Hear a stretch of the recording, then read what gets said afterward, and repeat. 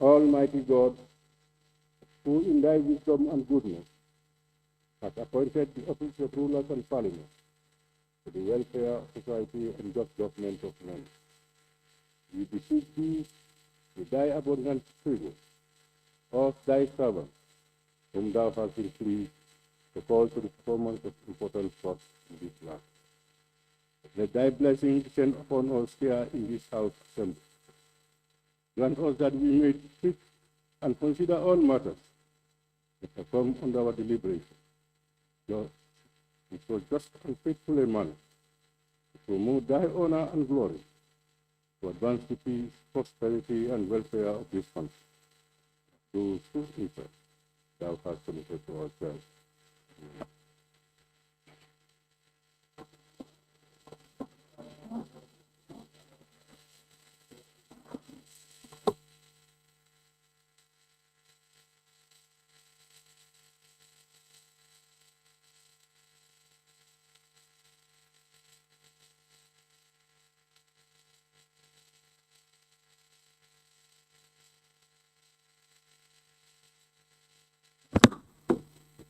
Communication from the Chair.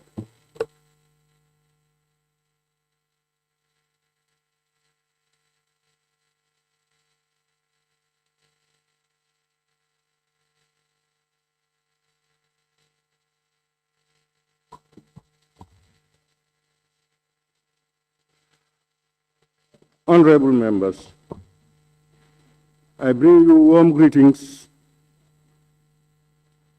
after a month's recess of the Assembly. I trust that you had a restful break and used the time to reconnect with your families, communities, and even to tend to your farms. Honorable members, as earlier communicated, the Gambia had the distinct honor of hosting the 54th Commonwealth Parliamentary Association CPA African Regional Conference from the 10th to the 16th of August 2025. It is my greatest pleasure to report to this Assembly that we have successfully hosted this landmark event, standing tall and proud among our African colleagues and friends. In this conference, I was elected as chairperson of the Executive Committee of the CPA Africa region for the next 3 years. This is indeed a pride for the Gambia and this Assembly in particular. In due course, we shall table the official report together with the adopted resolutions for your consideration.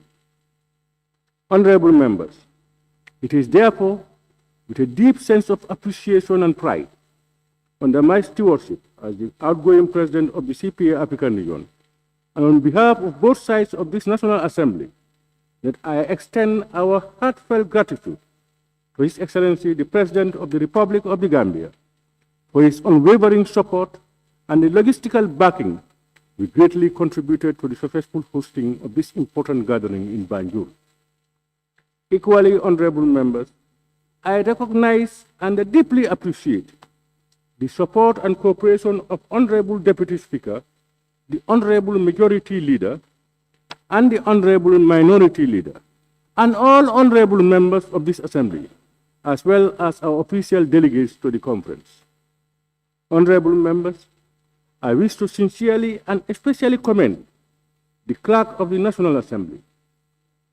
I am personally proud of the Clerk's exceptional leadership, strategic foresight, and calm but firm command in steering the organizational process of this historic event.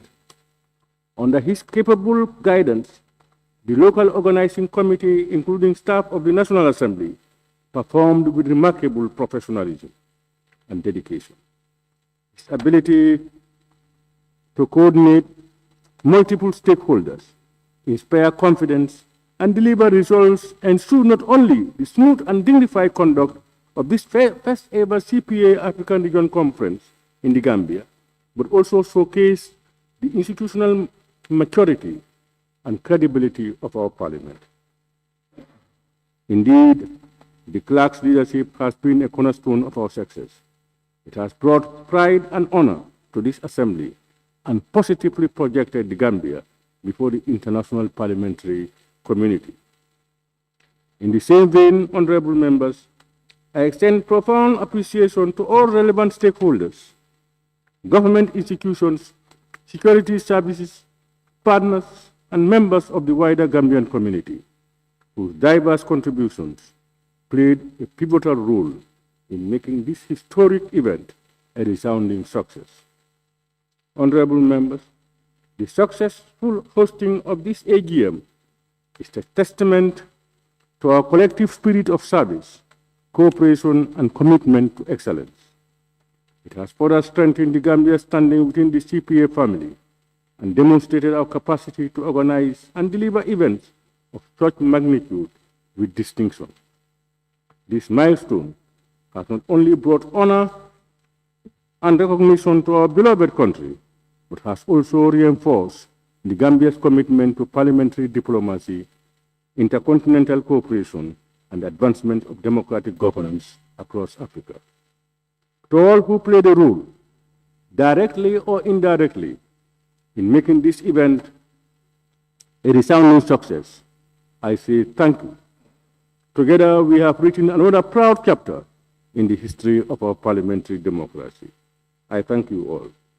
Clerk, can we proceed? Correction and approval of records of votes and proceedings of the National Assembly sitting of Monday, 8 September 2025.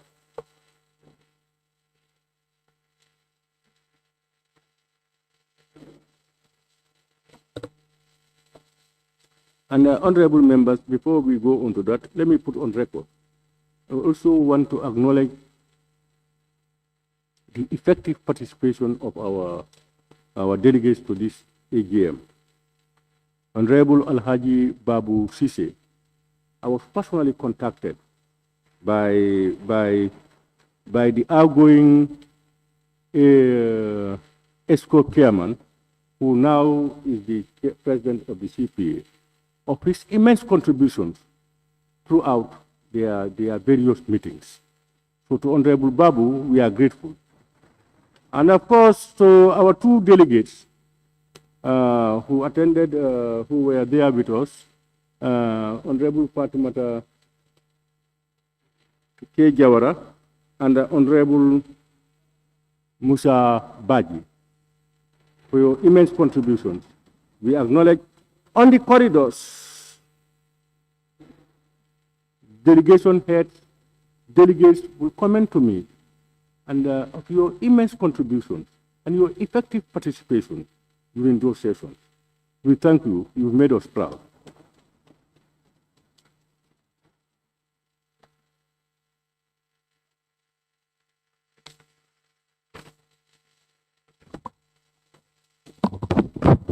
Honorable members, I think we all have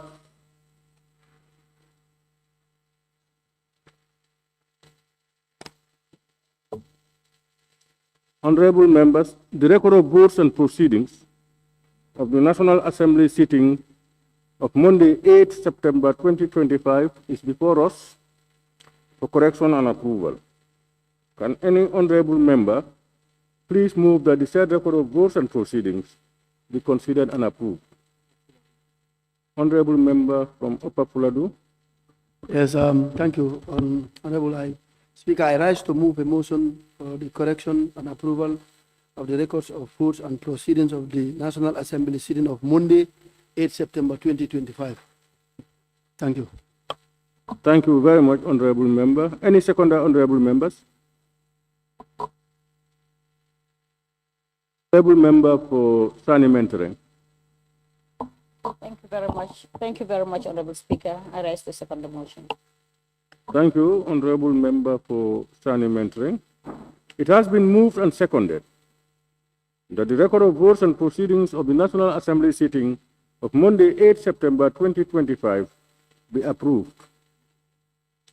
Honorable members, we all have copies of the said record of votes and proceedings.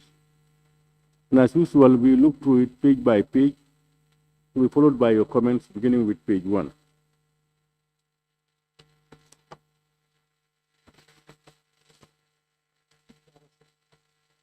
Honorable Member for Jara Central.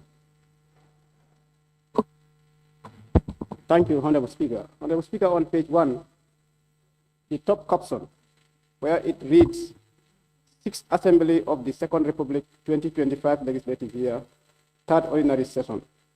There are 2 words missing there, records of votes and proceedings. So it should be records of votes and proceedings.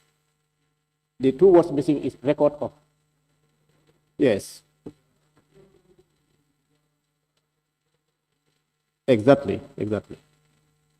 Thank you. And wherever it appears, because it appears on other pages too.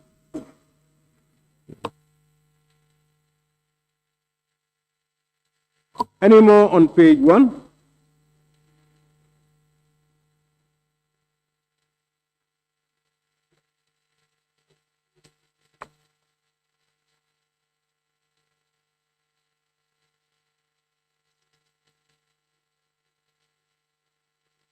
Honorable members, we move to page 2.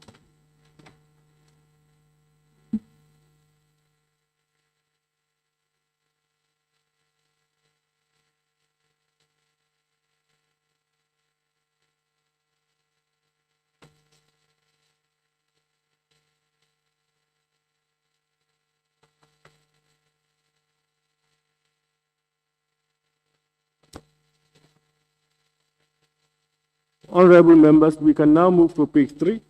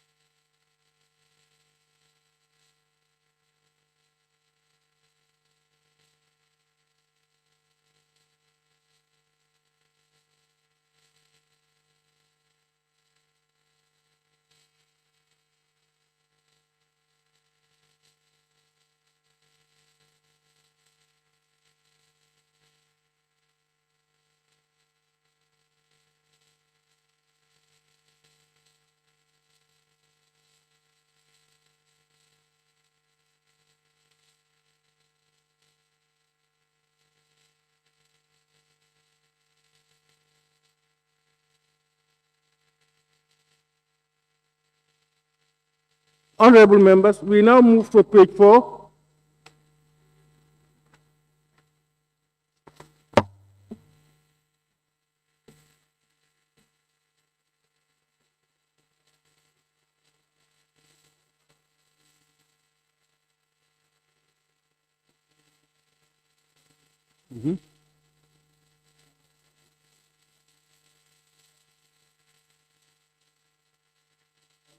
Honorable members, we now move to page 5.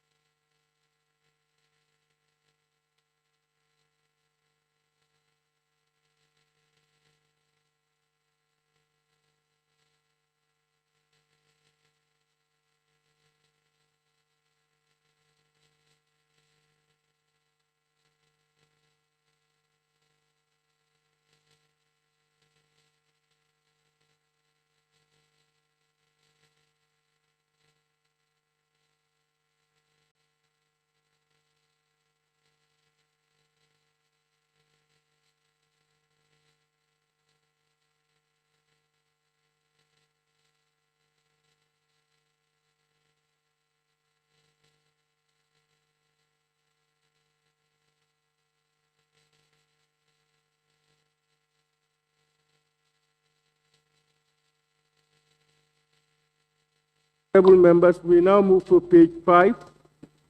Page 5. Yes? Honorable. Thank you very much, Honorable Speaker. Honorable Speaker, page 5. The following honorable members participated in the debate on the motion. I took part in the debate, and my name is not captured on this. Thank you. Page also.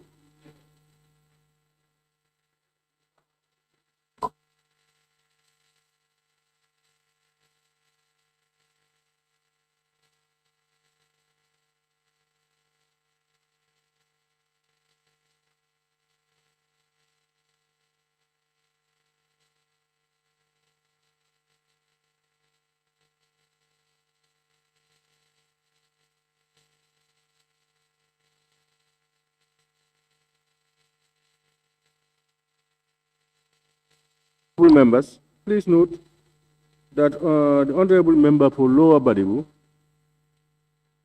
Honorable Kemo Gasama's name should appear as number 19 on the list. That would be on page 6.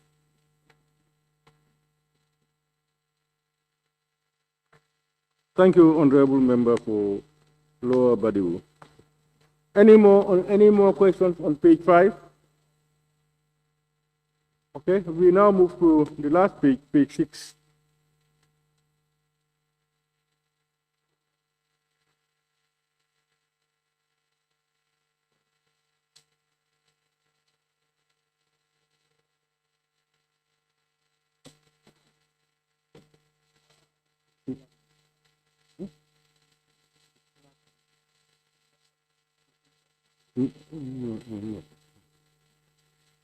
All right. Thank you very much. Honorable members, it has been moved and seconded that the record of votes and proceedings of the National Assembly sitting of Monday, 8 September 2025 be approved with amendments. Those in favor, please say aye. Those not in favor, please say no. The ayes have it.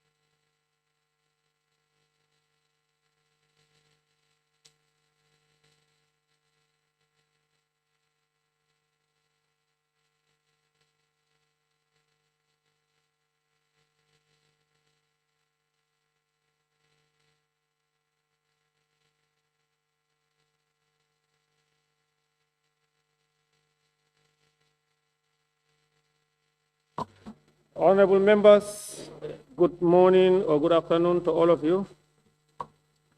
I hope you had a very good evening. On the order paper,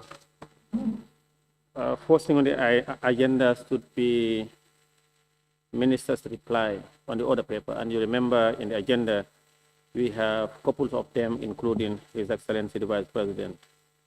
But most of them have notified that they will be out of the country on official duties. And His Excellency the Vice President is in Addis Ababa so he couldn't make it. And our table office, as of close of business yesterday, they were trying to get in touch with some ministers who would have actually had received the resolution and got a very good reply to come and reply to the report. But unfortunately, they could not. And the finance minister, because he was here yesterday, apparently he was scheduled to come and present his reply, his oral reply, but unfortunately, he could not get everything that he wanted, or let's say he got the notification very late after 6 p.m. according to him. So on that note, we may be obliged to reschedule that when we will have most of the ministers also, including His Excellency the Vice President, for them to come and reply. Is that okay for the honorable members? Yes, can we hear from you? Thank you. Honorable Speaker, this is an honorable minister whom we have entrusted our finance to. And when we ask him to explain, it's as easy as drinking water. Notice being short, that does not mean that he cannot come and explain to us.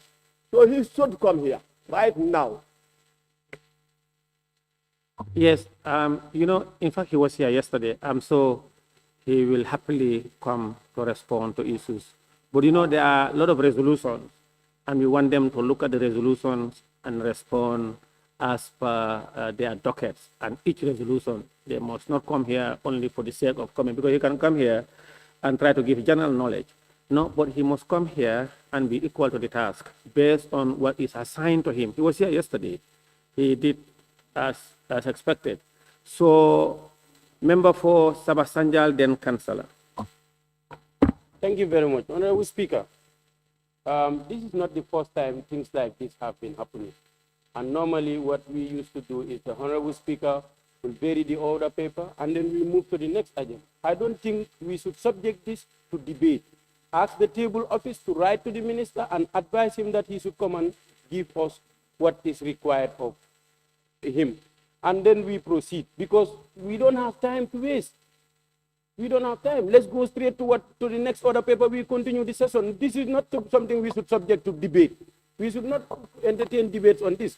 The table office is here. Let them write to the minister, and we continue to the next agenda. Otherwise, we are going to be the whole day again, and we have the election bill, which is very important that we have to look at, Honorable Speaker.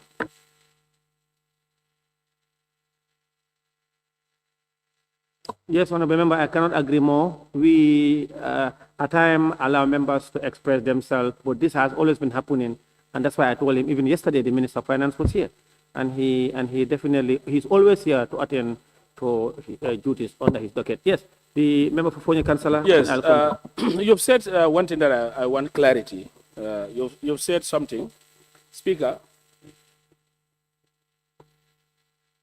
Yes. I said you've said something that I want clarity. Is it from us here to the minister that delayed, or what happened? Because I think you've said he was noticed late. We want to know that. If it is that notice late, we want to know. Or if it is his engagement, we also want to know. It doesn't qualify. He attended yesterday, and issue doesn't warrant him to be absent for today.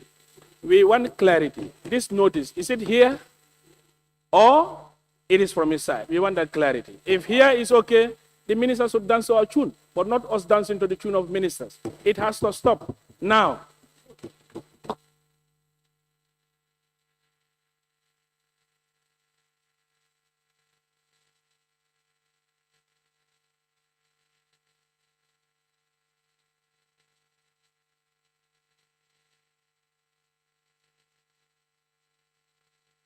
Point of order. Yeah, there's a point of order, then I'll come to you. The standing orders. Yes, orders 100 of the standing order. 1 and 2. Within 30 days, ministers reply within 30 days of the resolutions. of the Assembly or adopt of any report of a committee, the Minister under those portfolio, the matter raised in the report to contain in the assurance of resolutions fault shall provide a reply to the Assembly. 2 says, a minister who fails to submit a report under the standing order shall be deemed to be a contempt of the Assembly within the means of Section 75(6) of the Constitution's misconduct of office. Honorable Speaker, and if you check the order replies also, Minister's replies orders 100, whereby the Finance Minister is allocated 1 minute, means the Minister is already affirmed, or the table office sent our agenda to the Minister's responsible that has to come for the reply. In that case, and in fact the Minister is around here. We have seen the Minister here. What is the problem of us? This institution is the national Bantaba. They have to be respected by the executive people. We cannot be misused by these people, they are these orders. We cannot allow it, Honorable Speaker. Yes, honorable members, there is a point of order from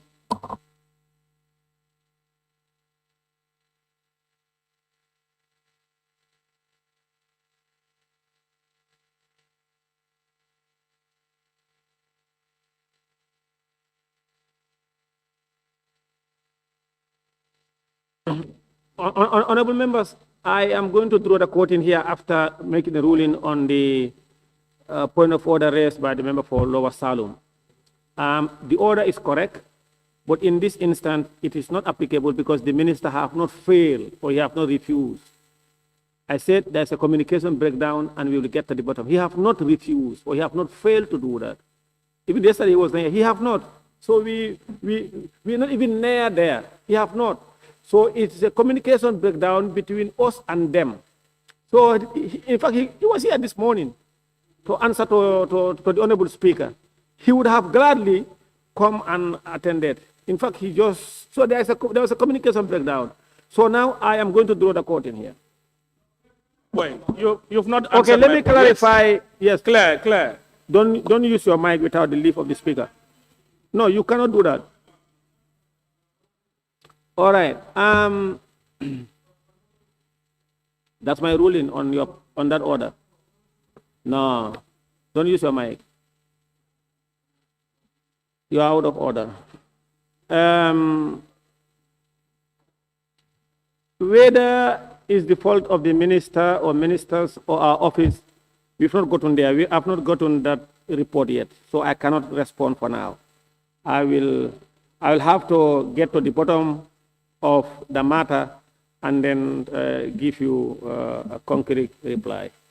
Honorable Speaker. Don't use your mic. No, if you want to speak, you have to raise your tag. There is a point of order, and I have stated that I'm going to draw the court in here. We have a very important matter, as stated by the member for Sabasanja. On that note, Clerk, can we proceed? Honorable Speaker.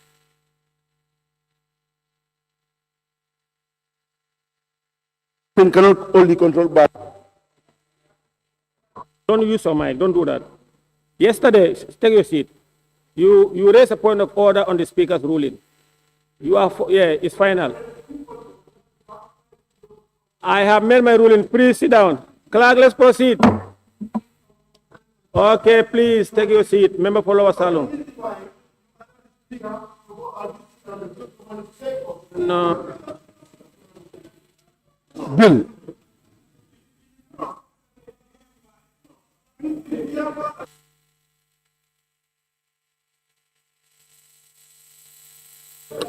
Bill. Order 72, consideration stage. Honorable member, in accordance with order 14 sub 3, I hereby vary the order paper, and now we will go straight to the bill, that is the election bill. Clerk, let's proceed. Order 72, consideration stage, continuation of the consideration stage on the elections bill 2021 by the Honorable Attorney General and Minister for Justice. Honorable members, pursuant to Order 48, sub 6 of the standing orders, and I quote. Now,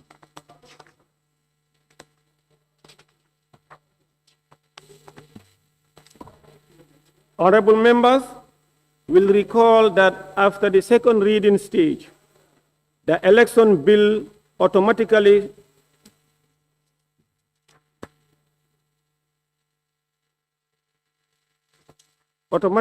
stood referred to the ABC. Therefore, the ABC scheduled the bill for the consideration stage during the previous ordinary session in March precisely on Tuesday, 25th March 2025. However, the Assembly could not complete the consideration stage of the Election Bill 2021 and stopped at clause 44 of the bill during the said sitting and hence suspended the process. Therefore, the bill is appointed today for a continuation on the consideration stage in accordance with Order 72. During the consideration stage, members shall have the opportunity to give detailed consideration and scrutiny to every clause and schedule in the bill. This stage also provides the first opportunity for amendments to the bill to be debated and voted on. I will now therefore resolve the Assembly into Committee of the whole Assembly to give consideration to the bill, that is the Election Bill 2025. The Assembly is now resolved into the Committee of the whole Assembly.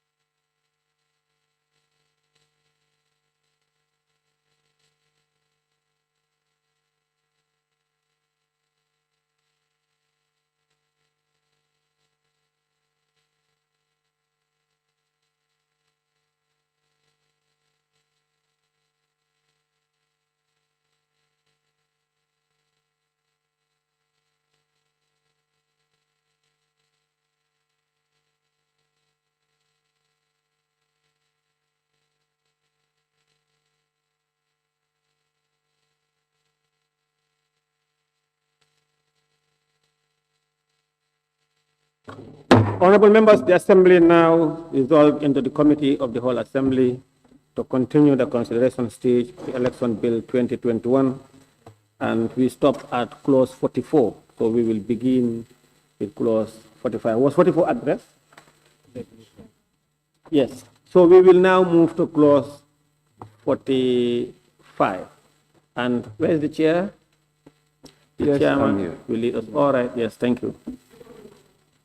I'm not part of the committee. Clause 45, obligation to supply symbols and colors. 45. Clause 45.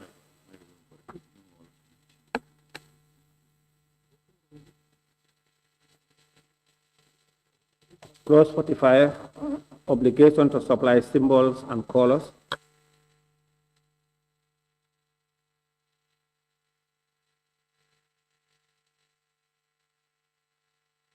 Chair, There is no issue. it is proposed that clause 45, obligation to supply symbols and colors, stands part of the bill. Those in favor, please say aye. Those not in favor, please say no. The ayes have it. Clerk. Clause 46, acceptance of nomination paper.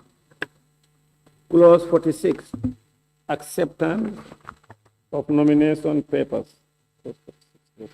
No issue, please. No? It is, No issue. okay. It is proposed that clause 46, acceptance of nomination papers, stands part of the bill. Those in favor, please say aye. Those not in favor, please say no. The ayes have it. Clause 47, rejection of nomination paper. Clause 47, rejection of nomination papers. It is proposed that clause 47, rejection of nomination paper, stands. You have? There is issue. Chair, please. Yeah, the recommendations are that the timeline for filing in the objection under clause 49 to be reduced from 8 a.m. The committee proposed that clause 47 stand part of the bill with the following amendments. Chair, One, clause 47. yes.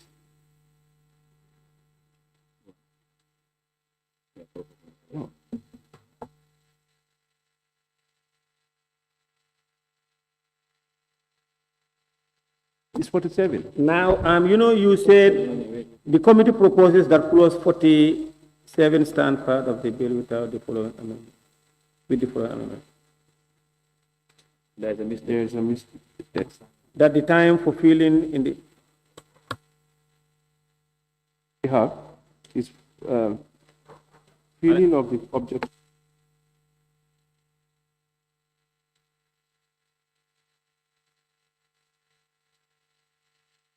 what they are telling me, the objection you have in your report clause 47, but it should be 49. It should be clause 49. So 47, there is no issue. Okay, 47, there is no issue. Now what you have should be clause 49. All right, no issue on 47. It is proposed that clause 47, rejection of nomination paper, stands part of the bill. Those in favor, please say aye. Those not in favor, please say no. The ayes have it. Clerk. Clause 48, It is proposed. persons who may not be nominated. Clause 48, persons who may not be nominated. No issue. It is proposed that clause 48, persons who may not be nominated, stands part of the bill. Those in favor, please say aye. Those not in favor, please say no. The ayes have it. Clerk. Clause 49, objection to nomination. Clause 49, objection to nomination. Chair, this is where you have issues. Yes, we All have. right, please, can you guide us? The committee proposed that clause 49 stand part of the bill with the following amendments. That one, that the timing of filing in the objection under clause 49 to be reduced from 8 a.m. to 4 p.m. And after the public scrutiny in the bill should be deleted. Two, the committee recommends that clause 49.3 be deleted. Three, that all numbering affected to be accordingly corrected. This is recommendation.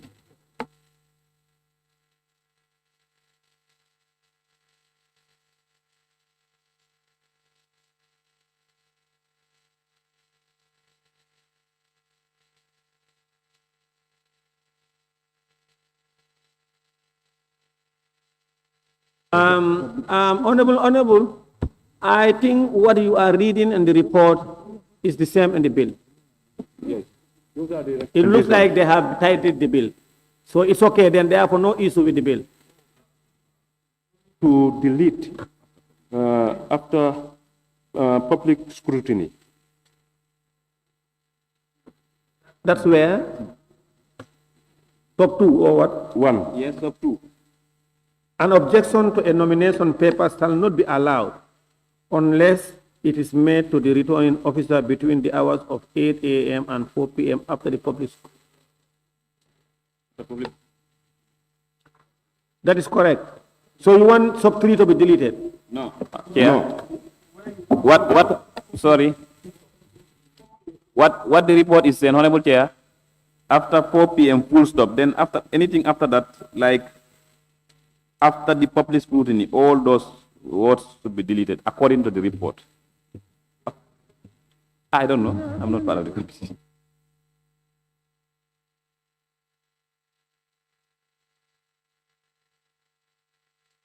Because here the objection, it is okay, because during the public scrutiny, that's the time you do objection. So if the scrutiny elapses, you should not be able to file in an objection. I should think so. Yeah, it's trying to limit the objection within the period of public scrutiny.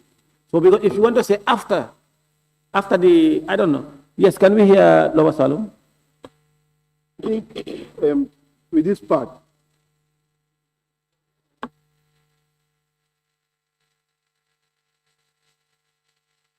I think, Honorable, you know what I'm saying? What the committee, what are they saying?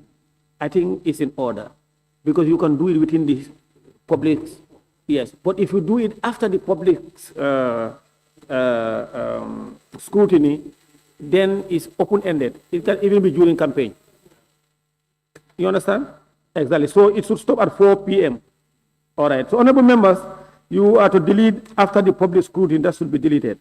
And what else, Chair? You talked about 3. Yes, and 49.3 be deleted.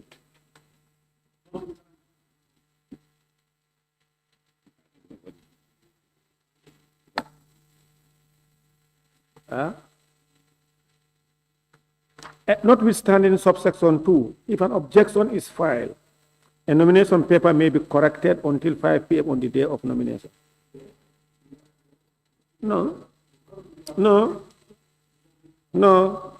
it's not correct because because you can only be subjected to public scrutiny after filing in your nomination. But in this instance, it's saying that notwithstanding subsection 2. You know why? No, it's just asking for correction. No, wait. Okay, wait, let me finish. I'll give you the floor. It's saying notwithstanding subsection 2, that is the objection time period. If an objection is filed, a nomination paper may be corrected until 5 p.m. on the day of nomination. Because you cannot raise an objection to a person who have not even nominated. Who have not been nominated.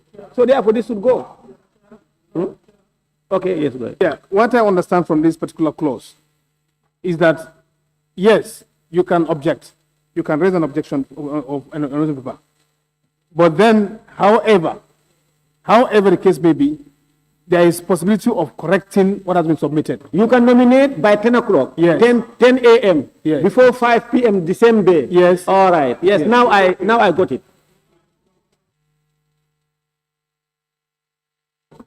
No. No. It's okay. Hello, Salum. You know, no, here.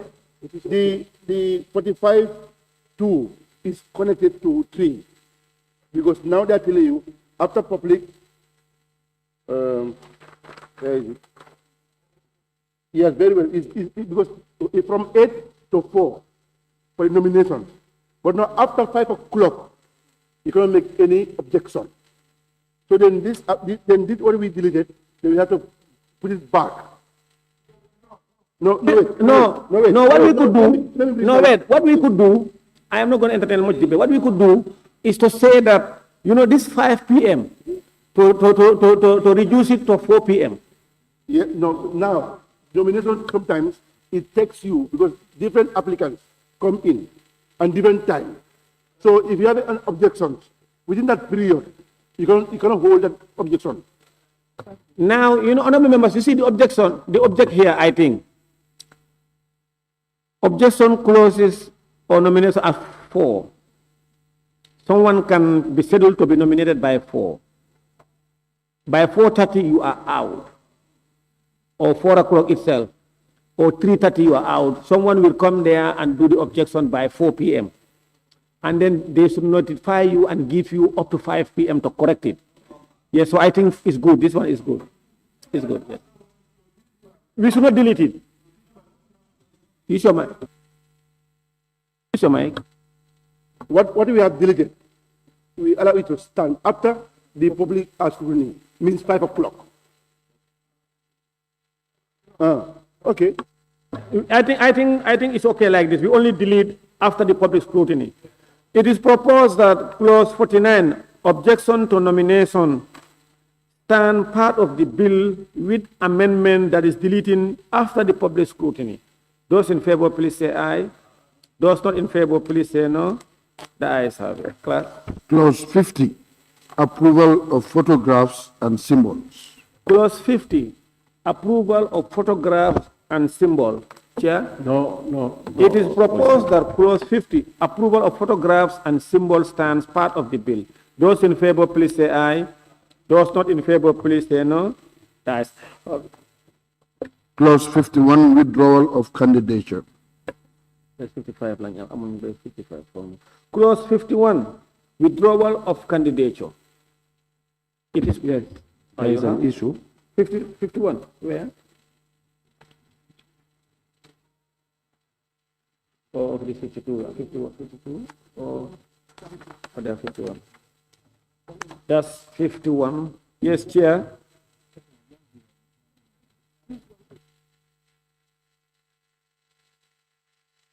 Chair, yes, please go ahead, sir. Yes, the committee proposed that clause 51 stand part of the bill with the following amendments.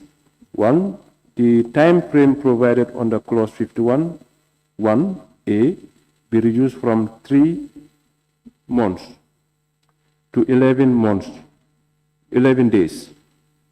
And the word O at the end of the sentence be removed. 2, the clause 51, 1B be deleted. 3, that for endorsement at clause 51(3)A be deleted. 4, that the word field, clause 51(4), line 4, be corrected to file. 5, the 7 days at clause 51(4) be reduced to 3 days, and clause 51(5) be amended as in clause 51(4). Now, Chair. Above. Chair, let's take one by one. Now, you see, on this bill, that the word probably under 3 months. They have captured your chair. Basse, please take your seat. Now, Chair, I think they captured it, it's sanitized, it's captured in the bill. That is not later than 3 months before the date of election or. So my worry is, I'm not sure what time is provided for nomination, because nominations, unless the bill change it, we don't nominate 3 months before election. So I don't think this makes sense here. I don't know. Chair, can you help us?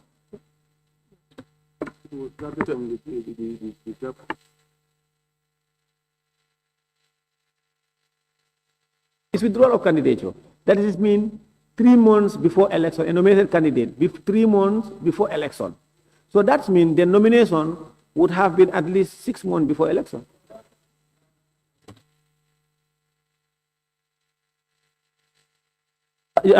Dankunku. Yeah, thank you, Chair. I think we need to look at this clause properly, because our election in this country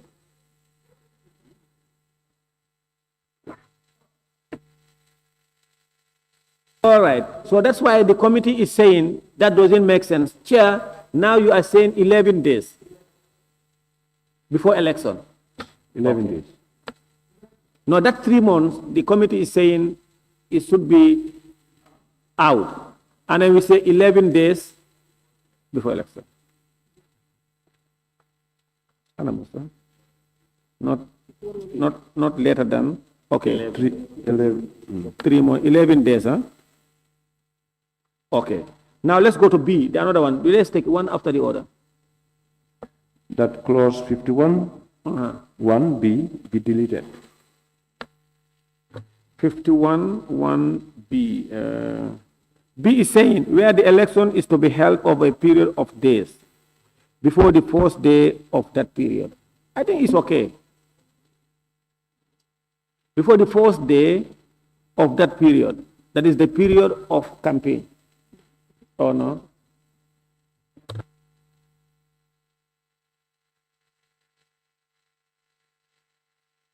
Okay, so we are deleting B. Is that okay, members? Yeah, delete B. Next. That for the endorsement at clause 51.3A be deleted. 51? A. 3A. Yes. Honorable members, please let's go to 51 sub 3A. Returning officer shall A. hand over to the candidate or his or her representative the appropriate acceptance of withdrawal form for endorsement. And who will endorse the acceptance? No.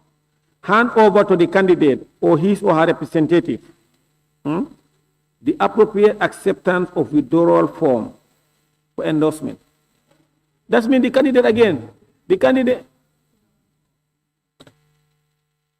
That's why we are deleting it. Yes. Yeah, because yeah, correct. Let's delete that one. Sir.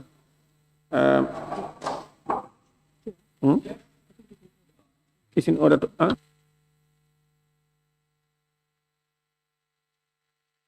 You are mixing things up. Yes.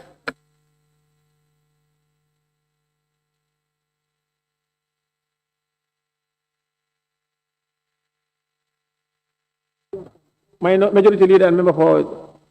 Yes. Yes. Now let's look at these clauses where they speak to each other. Sorry, majority leader. Sorry. Maybe you must have done something wrong.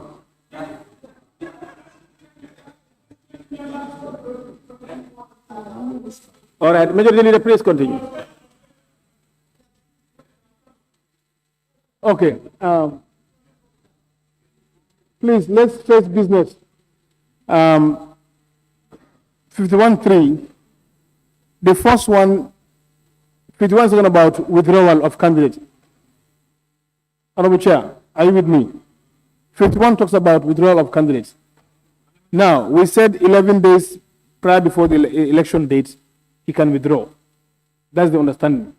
So when he withdraws now, there has to be a formal communication from the returning officer. That's why this clause is addressing that. Returning officer shall hand over the candidate, his or her representative, the appropriate acceptance letter for his withdrawal. Then what we're asking here, yes, accepting his withdrawal, you are presenting the form, but also for his endorsement also. That's my problem. I say you can only, you just hand over to him acceptance of withdrawal, but you want him also to endorse. How about if he say no, if he cancel again, say no, I'm not going to endorse it. What will happen next? Yeah.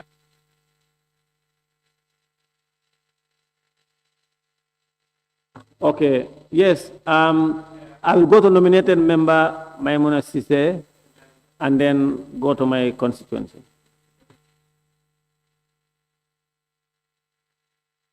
Nominated member, yeah, go ahead. Then Yamina. Honorable Chair, I think we need to leave it there because as when you submit your application for nomination is accepted. When you are withdrawing also, you need a confirmation and the public need to be aware of it. You cannot just receive the withdrawal and without returning information whether the public is interested or not. So definitely I think the A should be there. The 3A should be there. Yeah, I agree. It should be there. No, I agree. Now, therefore, committee, you propose it to be deleted, but the general consensus is that we maintain it. Is that okay? Yes, now let's vote. No, Nyanija, no.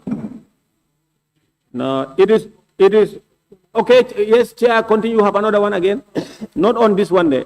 We are now going to maintain it. Yeah. The other one that we have is the word field, clause 51.4. The word? 4, be corrected to file. Field. 51.4. Okay, field another.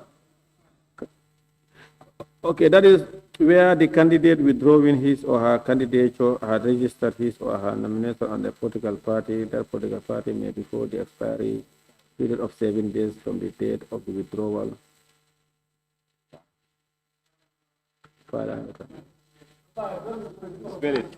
Is that all now, Chair? The other one is that 7 days. That one is correct. Field is correct. To field another candidate. Yes, to field another candidate, not to file. File nomination papers, but to field a candidate, individual, person, nga field ko popular. I think that's correct.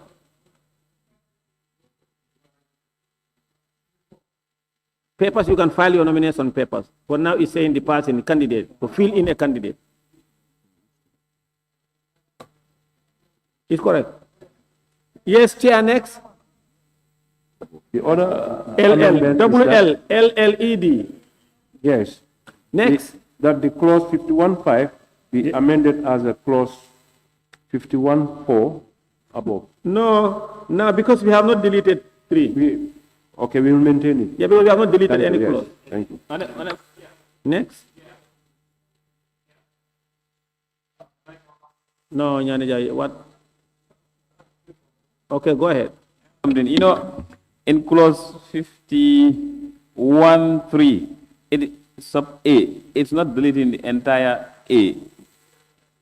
It's just for endorsement. Nyanija, no, we are done yes, with that. so now this one, it does not make Nyanija, sense. no, we are done with that.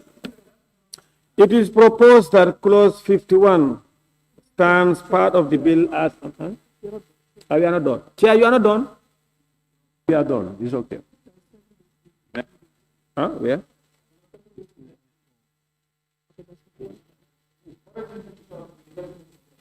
(51.5), yes.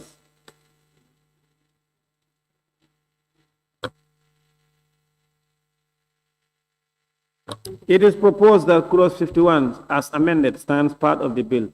Those in favor, please say aye. Those not in favor, please say no. The ayes have it. Clerk. Clause 52, publication of particulars of candidates.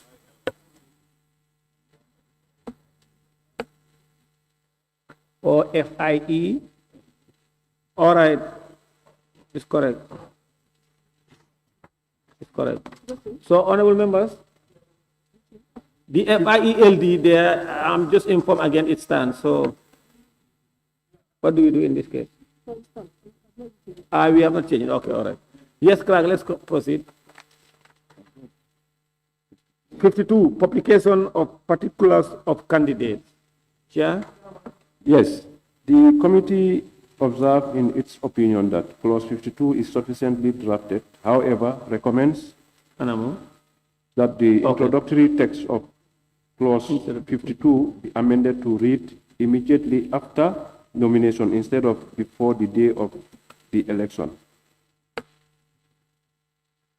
52.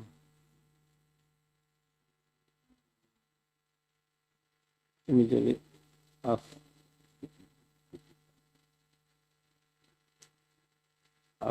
Immediately after. Where exactly? Okay, a returning officer shall, as soon as practicable, after the close of nominations, immediately after the withdrawal, is correct in the bill. Huh? It's correct there. I think it's captured in the bill. Huh? Is that correct? So it is. So it's correct as it is in the bill, because you are proposing to amend before the day of the election to immediately after. It's there. Second nomination immediately after the withdrawal period.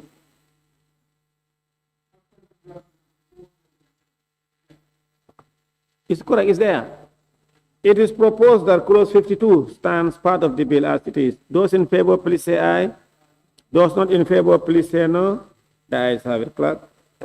Clause 53, poll to be taken unless candidate unopposed. Clause 53, poll to be taken unless candidate unopposed. No issue. It is proposed that clause 53, poll to be taken unless candidate unopposed stands part of the bill. Those in favor, please say aye. Those not in favor, please say no. The ayes have it. Clause 54, death of a candidate. Chair, clause 54, death of a candidate. Yes, we have something. The committee observed clause that 54, there now. person needs to be taken regarding the exception provided in clause 54(2), since the Constitution did not distinguish between a citizen candidate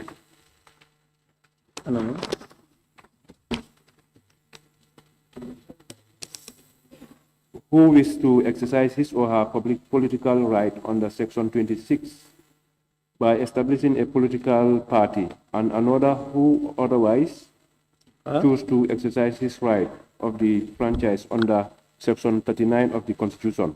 So therefore, the committee recommends that clause 54(2) be deleted. And 2, that all wrong numbering or those affected be automatically rectified. 54(2). Yes.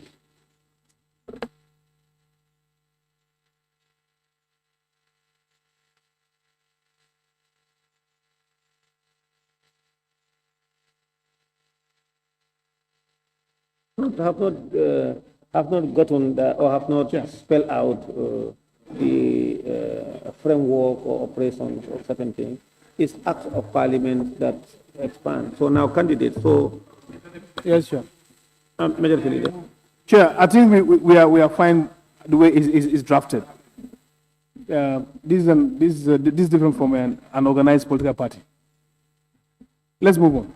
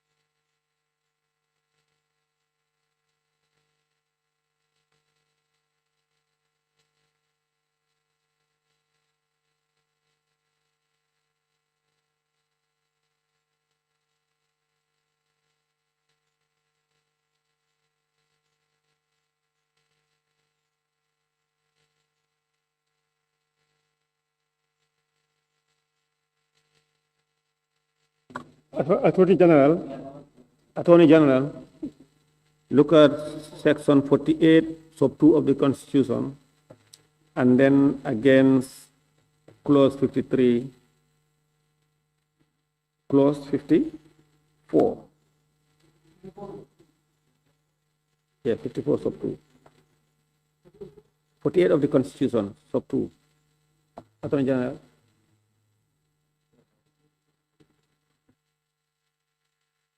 Look at 54 sub 2 of the bill. In our fervent opinion, yes, even if a party candidate dies, you can always contact the party to file in for this thing. But independent candidate, well, who do you write to? So let's proceed. There is a reasoning behind this thing. So, yeah, let's. No, the majority leader, what he said makes sense. Honestly, it's the same. No, it is the same. Because if it is a political party, you can notify the political party. But an independent, as an independent, it's only one single individual. If he died during course of election, whom are you going to notify? Notify the family members. Yeah. Yeah.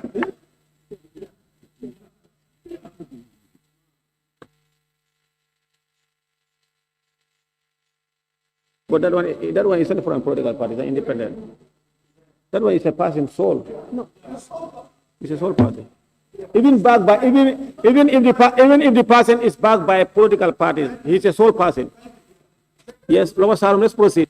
Yeah, only Lower Sarum. Yeah, for this part, it's only concentrated on the presidency.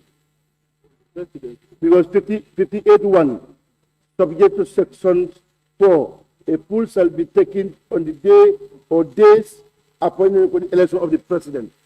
Then that gives you 2, where a nominated candidate dies between nomination day and polling day.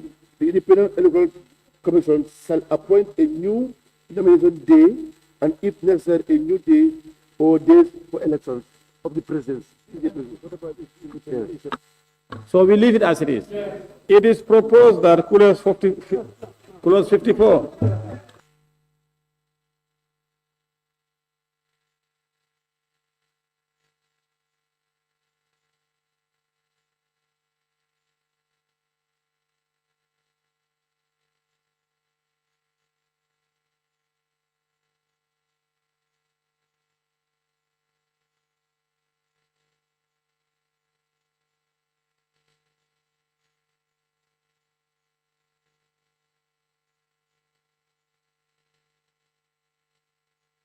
Attorney General, can I hear from you, please?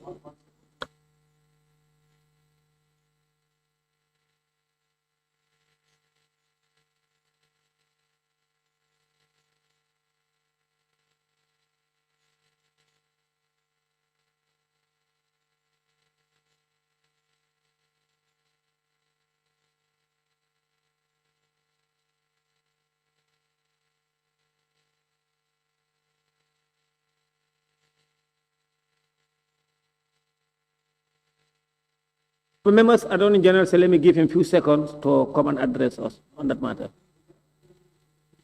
The Attorney General wants to be given a few seconds.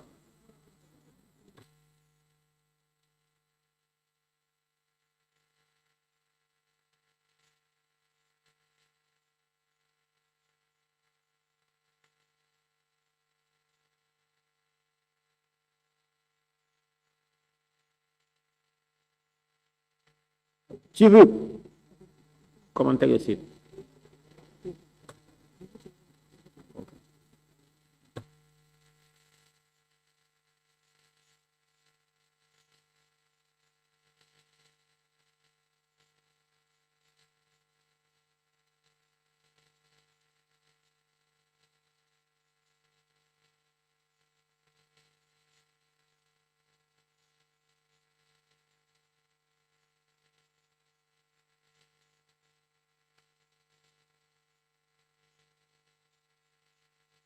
Chair.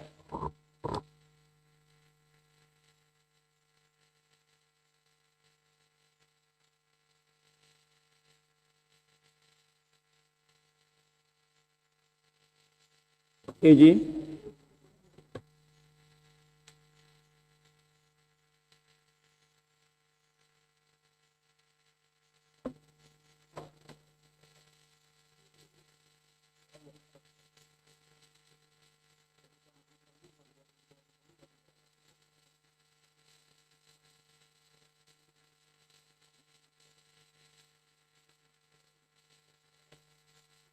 Yes.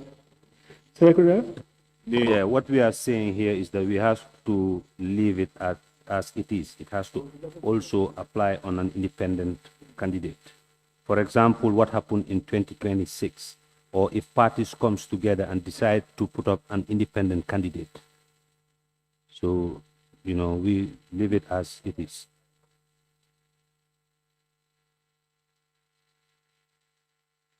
So let's look at the language here. Section 48(2) of the Constitution. It says, where a nominated candidate dies, this is any nominated candidate. It doesn't distinguish between independent nominated or political party nominated. It says, where a nominated candidate dies, between nomination day and polling day, the Independent Electoral Commission shall, underline, is mandatory, shall appoint a new nomination day. They are not bound to change the election day, but they should appoint a new nomination day. If necessary, a new day or days for elections. That one is discretional. Whether they can change the election day or not, that is discretional. They can look, but the nomination day is mandatory. They have to announce a new nomination day. That's what the Constitution is saying. So is that what we are achieving through this clause? If not, then our clause will fall foul of this. This is not what we are achieving here. What it says is election day. So the clause is saying where a notice is, that's 3, is right? No, 2. Notwithstanding subsection 1, the death of an independent candidate shall not be a ground to postpone election. Election, not nomination. Oh yeah, okay. This is talking about election, not nomination Not day. nomination. It's correct. It's correct. Yes. It's correct. Looks okay. It is proposed that clause Looks okay. 54, death of a candidate stands part of the bill. Those in favor, please say aye. Those not in favor, please say no. The ayes have it. Clause 55. Polling centers and polling stations. Can we wait? Please, no, boy, don't let's discuss over this one. Chair, I think this is very important. Chair, please, let's discuss and make sense out of this. We are making a law that is going to live. Don't use your mind. Honorable members, order. Honorable members, order. Order. You know, members were arguing, and majority of the members believe that we should leave it as it is. And the issue of constitution came in, and we have the Attorney General here, so I sought guidance from them. And the constitution is talking about nomination, and while this one is talking about election. So the nomination day can be changed, but the election is subject to the discretion of the IEC as stated in the constitution. So therefore, we don't want to waste time, and we have voted on it now, so let's proceed. Yes. Chair, I think this is something which is important. If you look at 54 sub 2, that is talking about an independent candidate. And nomination? Yes, nomination, notwithstanding subsection 1, the date of an independent candidate shall not be a ground to postpone an election. And if you look at it, for example, there are scenarios. A typical example was cited, 2016, the coalition that was formed. How about order. Dankunku, Lower Salom. Yes. If you don't listen to what they are saying, that's why you'll always speak for the floor, and you may repeat. Maybe Lower Salom, you have to migrate back. Okay. In a scenario whereby, in a scenario whereby political parties come together and put up an independent candidate, do you understand? And the day of the cooling day, late in the evening, this thing occur. How do we deal with this? and several political parties coming together, having an independent candidate, that their candidate supposed to contest on an independent ticket. In a cooling day, the person pass away. Thank you. Thank you. Can you put off your mic now? Okay. Honorable members, order. Attorney General, Billy, can you please, now, Majority Leader, you see, independent candidate and a party candidate is not the same. Even if parties come together and they select an independent candidate, he's an independent person. Yeah, but then you know what the law is saying. No, what the law is saying, if it is a party, they can write to the party. Yes, Lower Salum. Honorable Chair, Honorable Chairman, I am no legal expert, but listen to this too. Withstanding subsection 1 means he is referring you now. Notwithstanding, the date of the independent candidate shall not be a ground to postpone an election. Now 1 says, 54:1 says, date of the candidate. If after the date appointed for the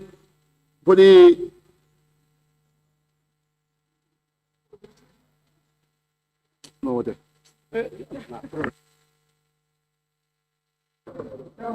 Now you open the, yes. Chairman, after careful thought and consideration, I'm now looking this law beyond now, because it can be abused in the future. For the fact that you're in a constituency and you have only one independent candidate that's contesting, I'm not saying here, but in other jurisdictions, they can even eliminate the independent candidates. That it cannot be a ground. Let's proceed and declare you a winner. In some jurisdictions, I mean, if you happen to contest with only one independent candidate, and this law said that the date of independent candidate should not be as postponement now, the clause could be abused potentially to kill the independent candidate, and you declare solo. So to protect also, we can receive that issue. Honorable Speaker, Mike, with your with your permission, if we look at the very clause we are looking at, it says, like Honorable Member for Lower Salon was trying to say, he said notwithstanding 1, subsection 1. So we need to look at what subsection 1 is saying. Subsection 1 is saying if somebody dies between nomination and polling, if you look at subsection 1B, election may be postponed. Now 2 is saying notwithstanding that, if that person who dies an independent candidate, we will not postpone the election. On the face of it, that is discriminatory between candidates. If one candidate dies, you can postpone. If another one dies, you cannot postpone. And when you look at the wordings of the Constitution itself, I mean, it used candidate. It didn't distinguish between candidates. So I'm afraid if this is challenged in court, if we leave it to fly, it might not survive. There is a potential risk of conflicting with the Constitution. The Constitution says where a nominated candidate dies. It didn't say nominated or, it didn't say party candidate or nominated candidate. It just said a nominated candidate. Chairman, yeah, I propose that we delete subsection 2 of 54. You have to. My motion to delete our decision on 54, 2, and also move a motion to delete sub 54, 2. Any seconder? Member for. Any seconder? Second. Chair, I second the motion. It has been moved. It has been moved and seconded that the question who will replace him. No, wait. The commission will only announce a new date for nomination. They are not bound to ask anybody to replace him because independent, you cannot write to anybody like a party. It is moved. But they are just going to postpone as required by law. If no party is filled, then the party nominee becomes unopposed. Simple. You know, when there is a motion, so you allow me to. Yeah.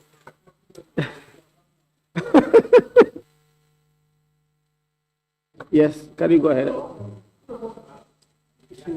It has been moved and seconded that our earlier decision on 54 be rescinded and delete clause 54(1) sub 2.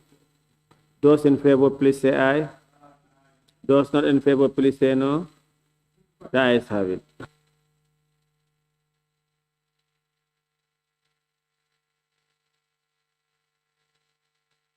Clerk, yes. Clause 55, polling centers and polling stations. Clause 55, under Part 5, conduct of elections at polling stations, voting and counting of votes. 55, polling centers and polling stations. Yes, the recommendation. The committee proposed that clause 55 stand part of the bill with the following amendments. One, that clause 55 1A be amended to read election or referendum to be held in polling stations and not centers. Two, clause 55 1B be amended to read polling centers and not area.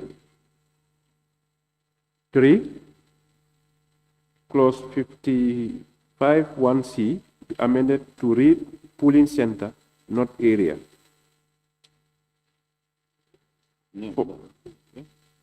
4, that the word area under clause 55 1D 1, 2, and 3 be replaced by polling center. That the term polling center under clause 55 4 be changed to polling stations.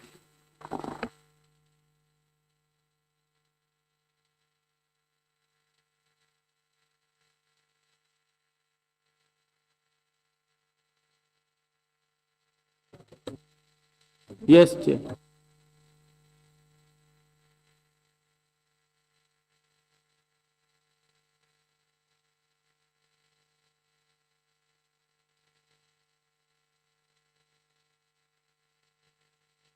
Yes, Lower Salum. Lower Salum, use your mic. Yes, you know, we have deleted 54 1 and 2, right? 54 1 and 2. The date of the candidates. We deleted only 2. Only 2. Okay. Yes, we are on 55. Please don't take us back. Honorable members, it is proposed that clause 55 clause 55 as proposed by the committee stands part of the bill. Those in favor, please say aye. Those not in favor, please say no. Ayes have it. Clause 56, preparation of polling stations. Clause 56, preparation of polling stations. Chair? The committee proposed, the committee noted that there are some errors. The committee noted that there are some errors in the numbering of. Yeah. Yeah. Yes. Subsection in the said clause and thus recommend correction on the numbering of the subsections. 2, that the term drum be asserted next to ballot, inserted next to ballot box under clause 56(2) and throughout the bill as a general amendment. What is that? Drum. Okay, it is proposed that clause 56 as amended by the committee stands part of the bill. Those in favor, please say aye. Those not in favor, please say no. Ayes have it, clerk. Clause 57, conduct at polling stations. Clause 57, conduct at polling stations. Yes, we have issues with it. The recommendations are: 1, that the word show under clause 57(4) between off and voting be removed. 2, that the use of security officer. Which clause? 57(4). Second to last one.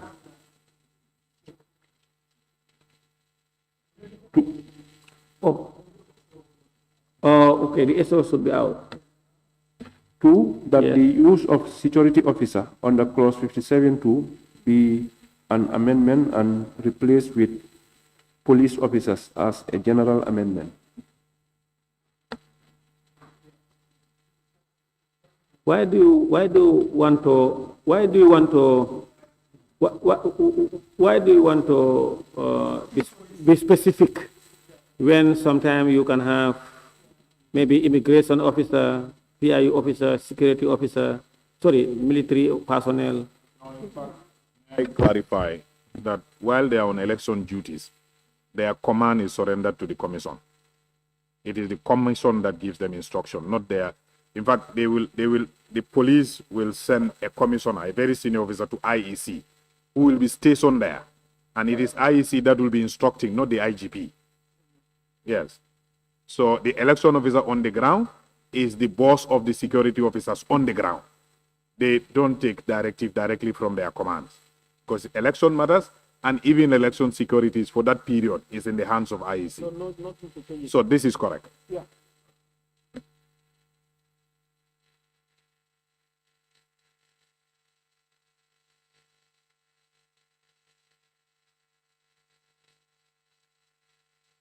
It is proposed that clause 57, conduct at polling stations, stands part of the bill as it is. Those with amendment of sub 4, that is the SO.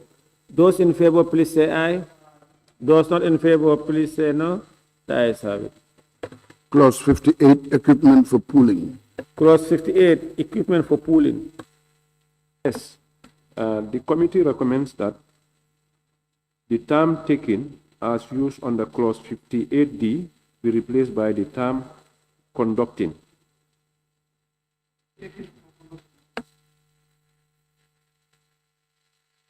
Yes. Yes, 58D. Such other conveniences as may be necessary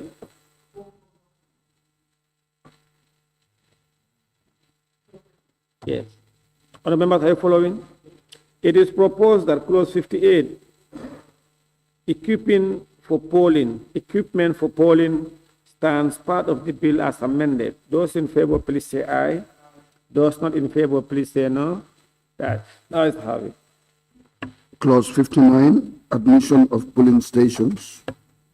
Clause 59, admission to polling stations. It is proposed that clause 59, Chair. Yes, we have recommendations.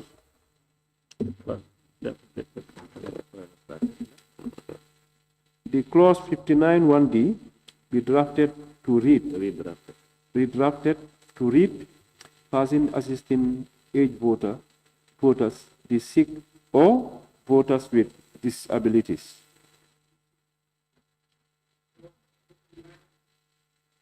One D be redrafted. 1D. Clause 59, 1D, person assisting age voters. Age voters, comma, sick, comma. Okay. So we have to add the sick. Is that all? That's all, yes. It is proposed that clause 59, admission to polling stations, as amended, stands part of the bill. But what will determine that a voter is sick? No, we don't have to go through that. We just leave it as it is, you know. No. Yeah. No, the sick people, we can, it is proposed Mentally or that, what? Mentally. Member for Serekunda, don't use your mic without leave of the chair. It is proposed that clause 59, admission to polling stations, as amended, stands part of the bill. Those in favor, please say aye. Those not in favor, please say no. The ayes have it. Clause 60, polling agents. You have it. Clause 60, polling agents. The committee recommends that the comma in clause 61 between the word candidate and only be removed and replaced with an. Two, that is on the third line. Yes. Each candidate nominated for election may appoint 2 persons referred to in this act as polling agents to attend at each polling station within an electoral division for which he or she is a candidate. And one. Okay, the only should be deleted Yes, and you have and replaced with the word and. yes. So, and one of them should be allowed to enter in the room during accounting or counting. And only yes, so that it is specific, only one is correct. So we'll just add between candidate and only the word and. Now, accounting of the election results or counting?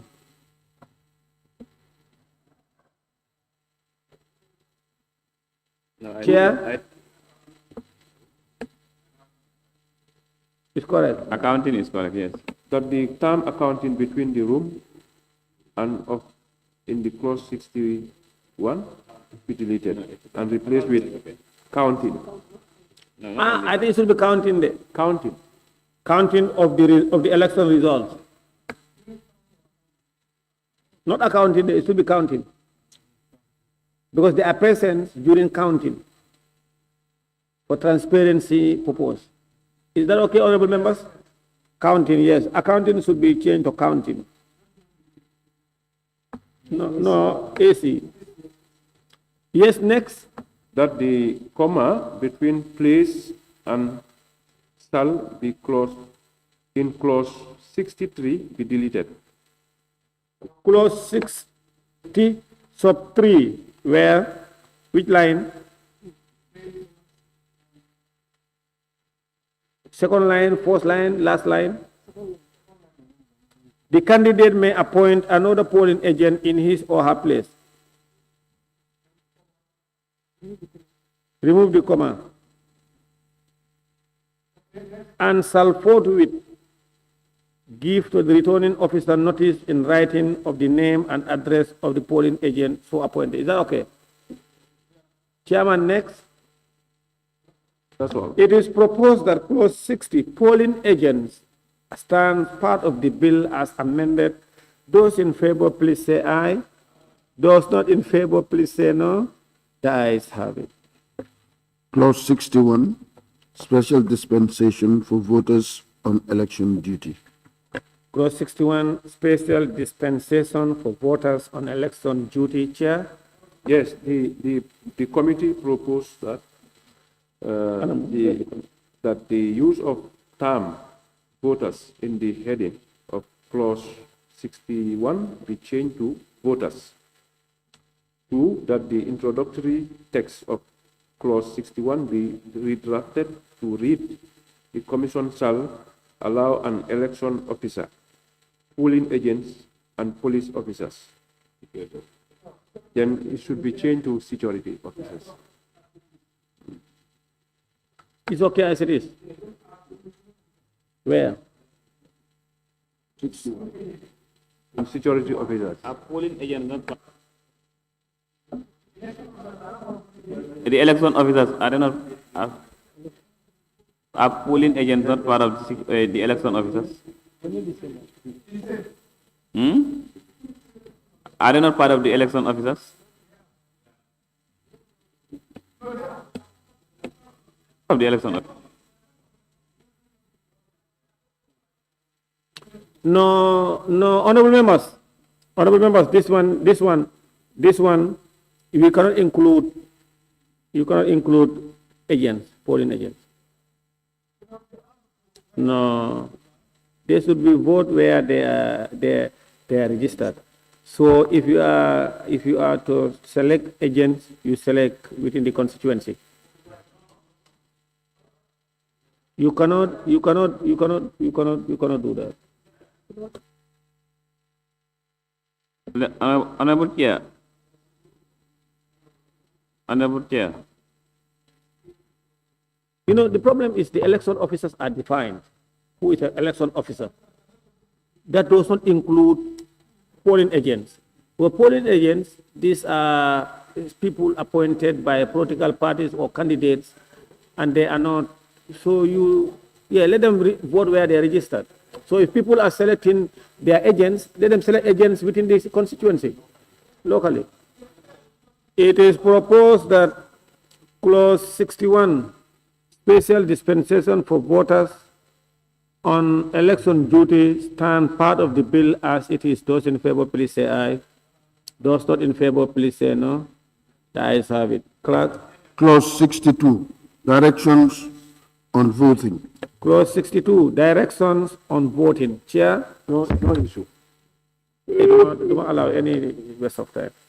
It is proposed that clause 62, direction on voting, stands part of the bill as it is. Those in favor, please say aye. Those in favor, honorable members, please say aye. No, Chair. Those, I'm going to sanction you. Become a South? Yes. No. No, wait, let me come. No, let me finish this one. No, let me finish this one first. If you're not on 62, let me finish with it first. Anyone on 62? It is proposed that clause 62, directions on voting, stands part of the bill. Those in favor, please say aye. Those not in favor, please say no. The ayes have it. Clerk. Yes. Clause. You said after this. 63, ballot tokens. Now, what I'm going to tell members, is excuse me. issues on clauses that we have passed. I'm very sorry because I was raising my tag. Yeah, but, okay, now, what I will tell members is that any clause we are on, and the chair have or does not, and you have issues, and before I put the vote, raise your tag. If I don't see you use your mic, I've given you the leave to say, chair, but you cannot be using your mic and talking as if you are from Chairman Yanaja, like the member for Serekunda is doing. So you say, chair. Okay. So now that all those who have issues on the clauses that we have passed, note it down. When we finish. Let me. Hello? Chair.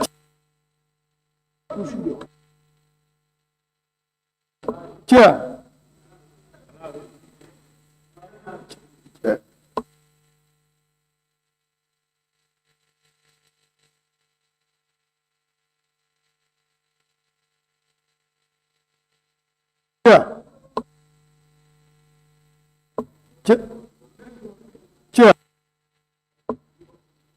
Chair. No, please, wait, Chair. I'm consulting, just wait.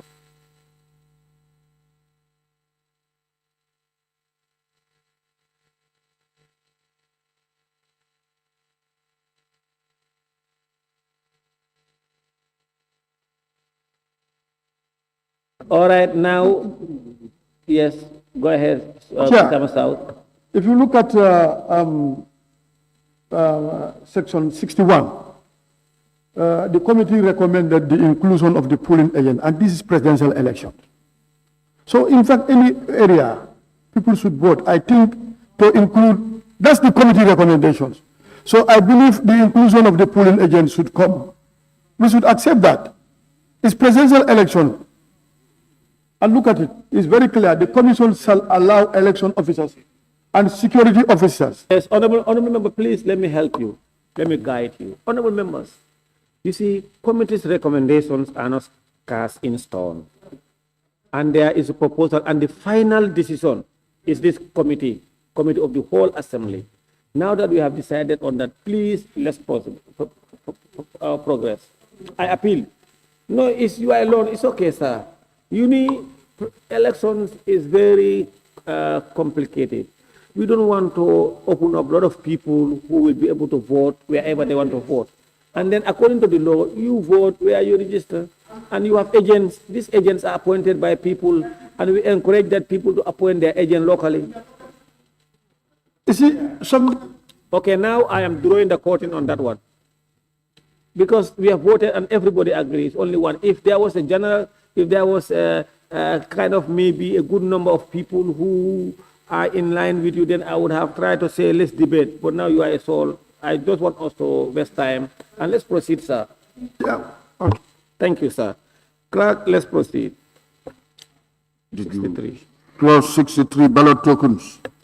Clause 63, ballot tokens. No issue. It is proposed that clause 63 ballot token stands part of the bill as it is. Those in favor, please say aye. Those not in favor, please say no. The ayes have it. Clause 64, ballot boxes. Clause 64, ballot boxes. No issue. It is proposed that clause 64, ballot boxes, stands part of the bill. Those in favor, please say aye. Those not in favor, please say no. The ayes have it. Clause 65, commencement and close of polls. Clause 65, commencement and close of polls. Yeah, there is an issue. Chair, yes, please. Yeah. The committee proposed that clause 65 stand as part of the bill with the following amendments. 1. The clause 65 2A be deleted. Yes. The committee recommends that clause 52A be deleted, and 52A reads, notwithstanding subsection 1, the polls may close earlier if all the voters allotted to a polling station have voted, and if 100% voter turnout, 100%, they all voted. By 2 o'clock, all the voter register 100% voted. So, they should close.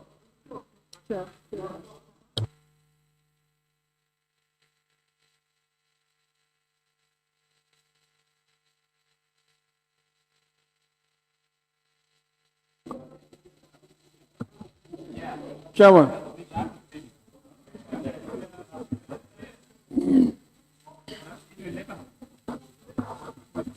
Chairman. Chairman. Chairman. Chairman. Chairman. Chair. Now, honorable members, yes, I am getting a different, and I think, anyway, majority leader member for Kantora, please, you have the floor. Yeah, I think this is a given here. It's just to make the work easier for the returning officers on the ground. If a particular polling station, you have been given 300 voters, and God be so good, the entire 300 voted, you don't expect anybody to come again and vote in that polling station. So make the work easier for them to start the counting process. They could close it and proceed on counting and send the results. So that's given. But I know it's practically impossible. In some instances, you have people who are even dead prior before the election, and they didn't come. So probably you have to still wait. So let's say in the instance that you have 100% turnout, the vote allotted has voted. What's the point of keeping them again? Let them just proceed and close. Okay, now the problem is the time for voting and close of votes has been expressed in the law. So therefore, it may contravene that provision. And secondly, the second thought, it may create some confusion because once that is closed and people start announcing the results, let's say 2 o'clock. So we should delete it. Attorney General, please.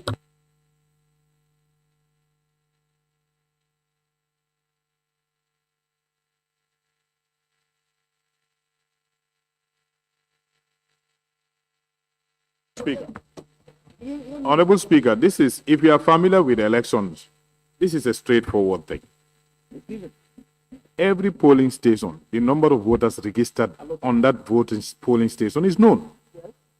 The agents are there, the parties, everybody is there. If they have exhausted that list, everybody that is supposed to vote in that polling station, 100% have voted. Why wouldn't they quit? Why wouldn't they not close?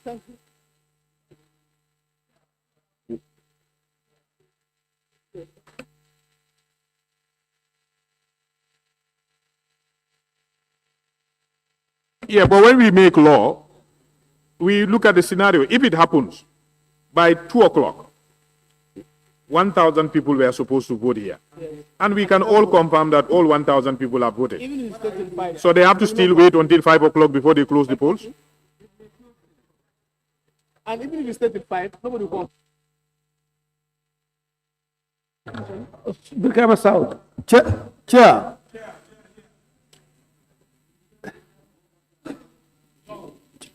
Chair, as you rightly said, the issue of timing is expressed in the Constitution, which is very, very important. This one, if all of them come and vote, you wait until the closing time. And if not, it's going to affect the preceding provisions. For me, So I think... For me, we have to delete both. Yes, for me, I think all polling stations should wait until the close of poll. So we should delete it. It is proposed that clause 56 sub 2A be deleted. Those in favor, please say aye. Those in favor, please say aye. Those not in favor, please say no. The ayes have it. It is deleted. It is proposed that clause 65, commencement and close of polls as amended, stands part of the bill. Those in favor, please say aye. Those not in favor, please say no. The ayes have it. Shall not close at the prescribed time if there are voters waiting in the queue to vote. Yes, that is correct. Honorable, well, you've gone, but this is what is even in the current act. This is not new. If a polling station is like somebody, you give him somebody a task and he has finished his task, you tell him sit down there and still wait.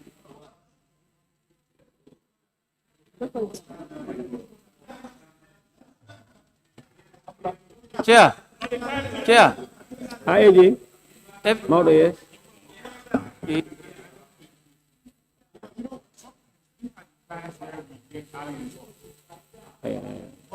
So when the police, like if they have it, all people have voted by 4. You think they have to, you only have 5 of them voting? Yes, this is what is in the current law. That's not there. Oh, it's in the current law. Chair, but there's one thing we need to understand. We only start making announcement, Chair, we only start making announcement when polling, voting is closed. Yeah, no, you can count. Yes, you can and keep it. But after the close, you can never start announcing when it is not closed. Yes, no, you can count. Exactly. Hey, you keep quiet. Are you people going to rescind that decision or will? Right, class, let's proceed.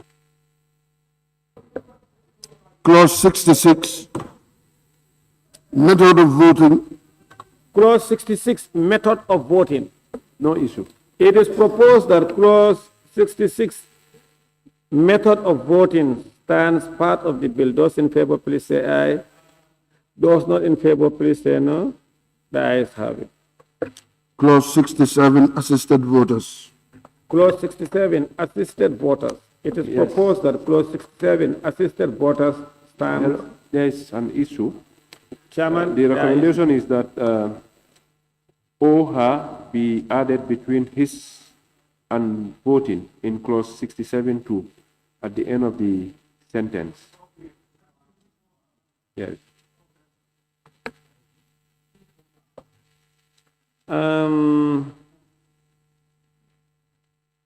Clause 67. Huh?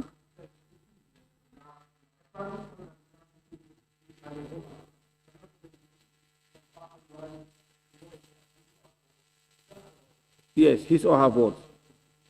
You have seen it. It is proposed that clause 67, as amended, assisted voters stands part of the bill. Those in favor, please say aye.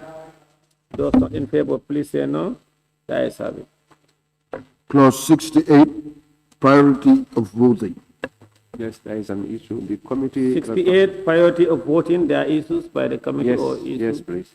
The committee recommends that the phrase persons with disabilities be inserted in clause 68C to replace the phrase persons with disability. How about the sick person also? You don't come to that. No. You said the phrase person with disability be inserted in clause to replace the phrase persons with disability. Or disabilities. No, even you say a person with disability, any person that comes and... No, the sick has been mentioned. Yeah, is there? Is there where?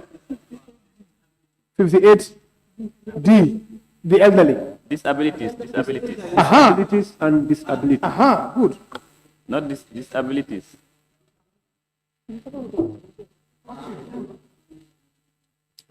So, to person with disability and person with disabilities, what is the difference?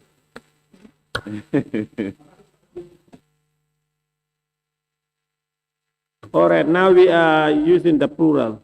All right, it is proposed that clause... Hello, there's another one. Okay.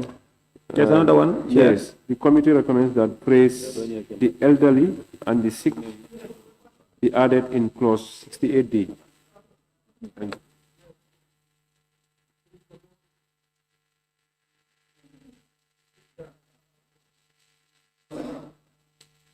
Use... In order. It is proposed that clause 68, priority of voting as amended stands part of the bill. Those in favor, please say aye. Those not in favor, please say no. The ayes have it. Clause 69, offenses within a polling station voting. Chairman, clause 69, offenses within a polling station voting. Yes, there is an issue. Yes, please.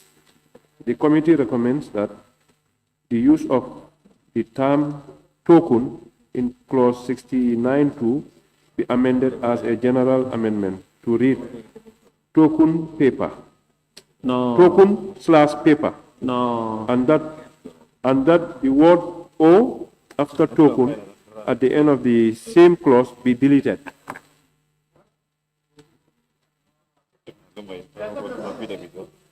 Yes. Chair, please don't confuse. There is no paper, it's only token. No, they just No, there is no interest here. This is the recommendation. So, and it's token/paper. No. Chairman, token. Yes. Period. Yes, I'll come to you.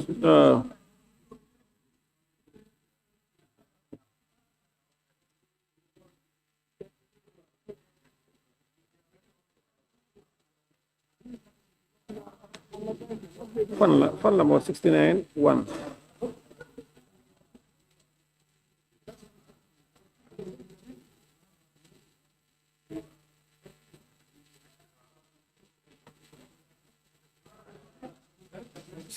Where? 69, the recommendation for where? 69(2). Is it 69(2) where?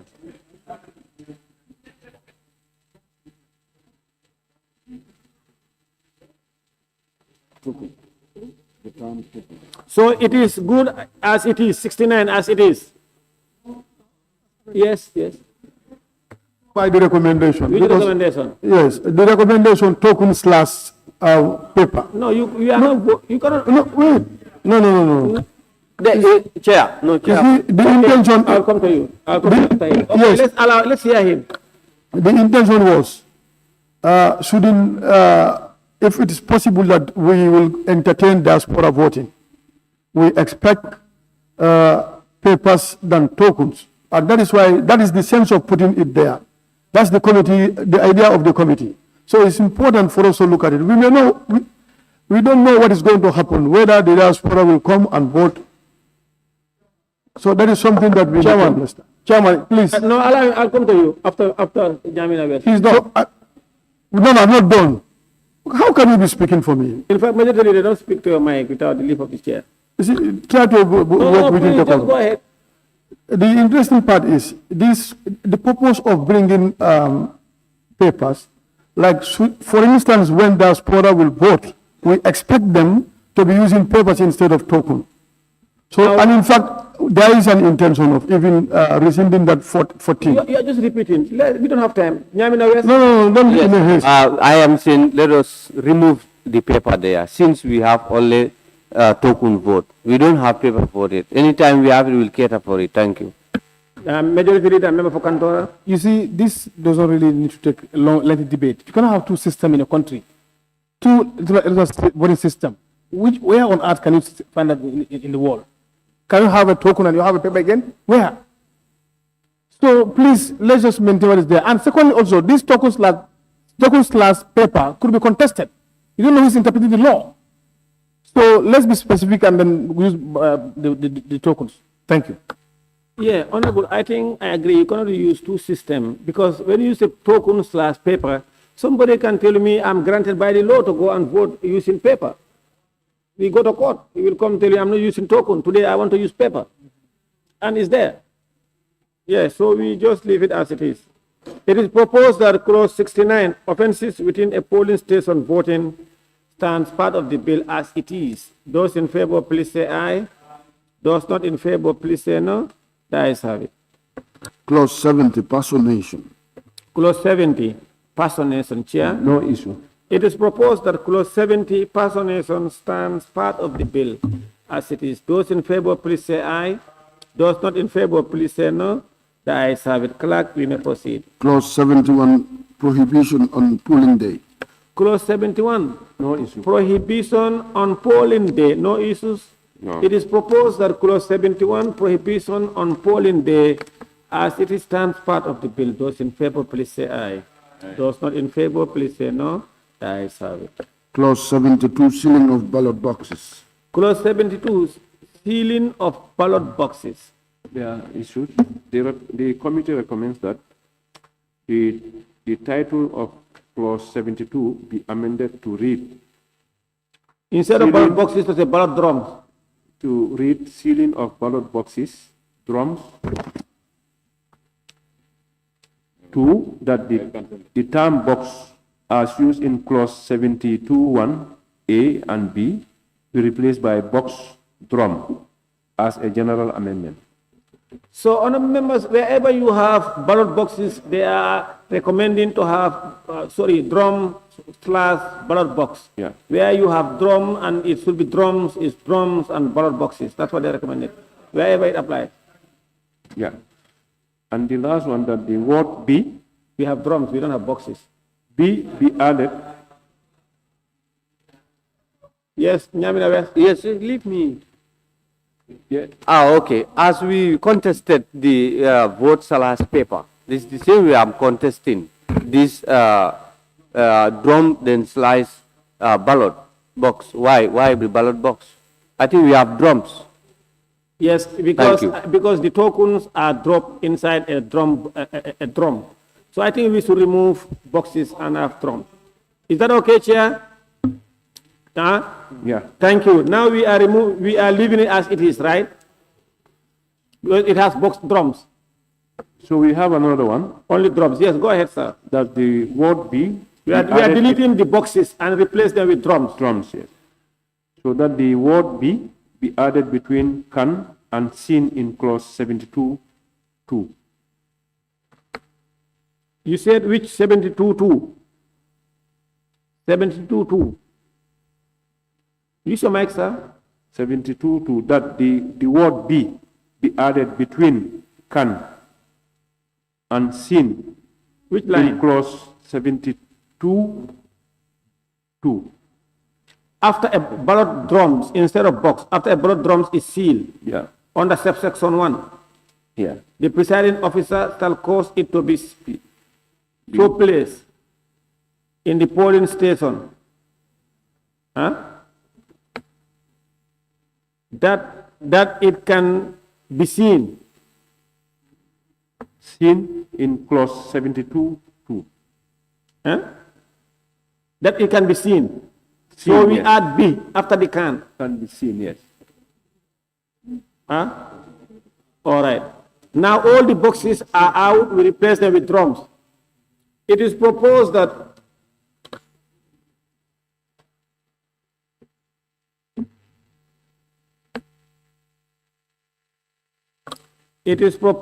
clause 72, sealing of ballot boxes as amended, stands part of the bill. Those in favor, please say aye. Those not in favor, please say no. The ayes have it. Clerk, you may proceed. Clause 73, duty of presiding officer at close of polls. Clause 73, duty of presiding officer at close of polls. Chair. Recommendation. The committee recommends that the spellings of park in clause 73.5 be changed to park. Huh? 73.5. Yes. AG, clause 73.5. The presiding officer shall park. P-A-R-K, this is to be P-A-C-K. Yes. All the ballot drums. All the ballot drums instead of boxes. So, two, the word ballot boxes in the same clauses be deleted and replaced with electoral. You said what? The committee recommends, the recommendation 2 is the word ballot boxes in the same clause be deleted and replaced with electoral materials, and the phrase to be commissioned added at the end of the clause. Which clause? Clause 73, the word. Which one? 73 what? 5. 73.5. The presiding officer shall park all the ballot boxes. Shall park all electoral material. Election material, whether boxes or drums. Yeah. Shall park all election material. Electoral material. Commission. Electoral material. To the commission. And hand it over. To the commission. And hand it over to the commission. Let's just say hand it over. At the end of the clause. Let's just say hand it over. He will hand it over to the relevant authority. I think the commission. Hand it over to the commission. AG. I think it's Majority Leader and AG, please. They are proposing something here. Can you listen to them? 5. 5. They want to, of course, the presiding officer shall park all electoral material and hand it over. This is they want us to add to the commission. Yes, and then also hand it over and add commission to the commission. The commission.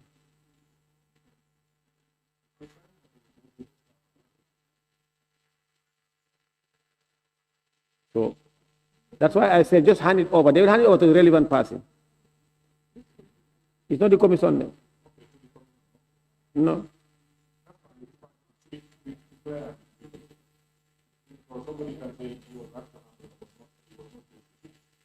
But also the commission, the staffs are they part of the commission? That's why I said.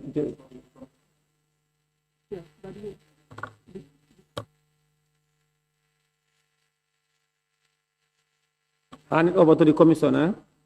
All right. Have you added it? It is proposed that clause 73, duty of presiding officer at close of polls, as amended, stands part of the bill. Those in favor, please say aye. Honorable members, aye. What is the problem? Those in favor, please say aye. Those not in favor, please say no.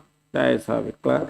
Clause 74, counting centers. Clause 74, counting centers. No issue.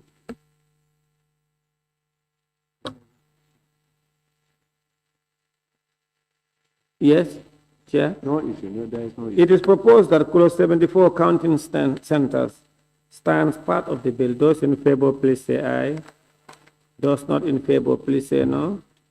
The ayes have it. Clause 75, appointment of counting agents. Clause 75, appointment of counting agents. Yeah, we have a small issue there. Chair, yes. That is the committee proposed that S in counting agents be removed to make it singular. Why? Sometimes most of the case counting agents are two per party. Then we can move. That's minor. Counting agents. Because here is a polling agent. Yeah, counting agents. Because it's a polling agent, there are a lot of counting agents. From one party, two party, three party, then the total will be counting agents.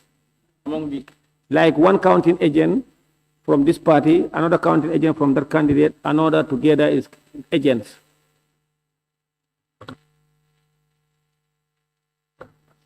Counting, pooling agent appointed by the candidate shall also serve as a counting agent. Yes.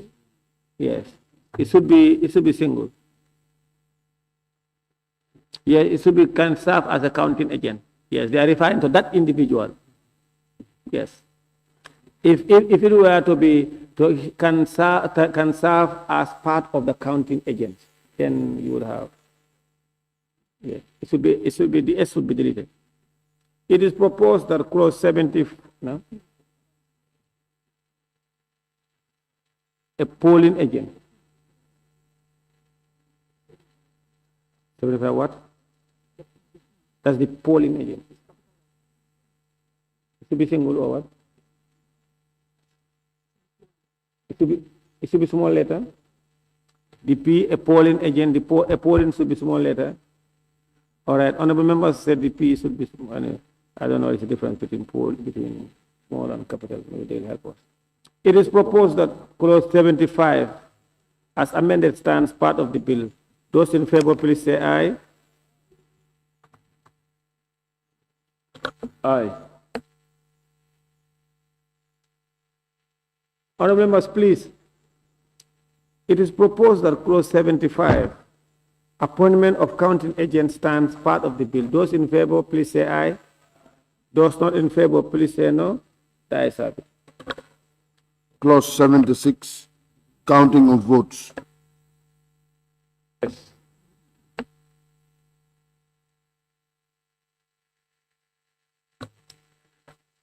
Chair, clause 76, counting of votes. Yes, the committee recommends that the term returning officer in clause 76(1) be changed to presiding officer.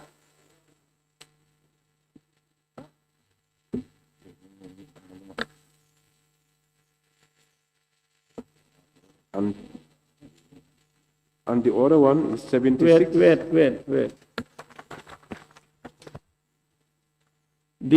That the term returning officer in clause 76(1) be changed to presiding officer. Why? 76(1). The returning officer shall presiding officer. Okay.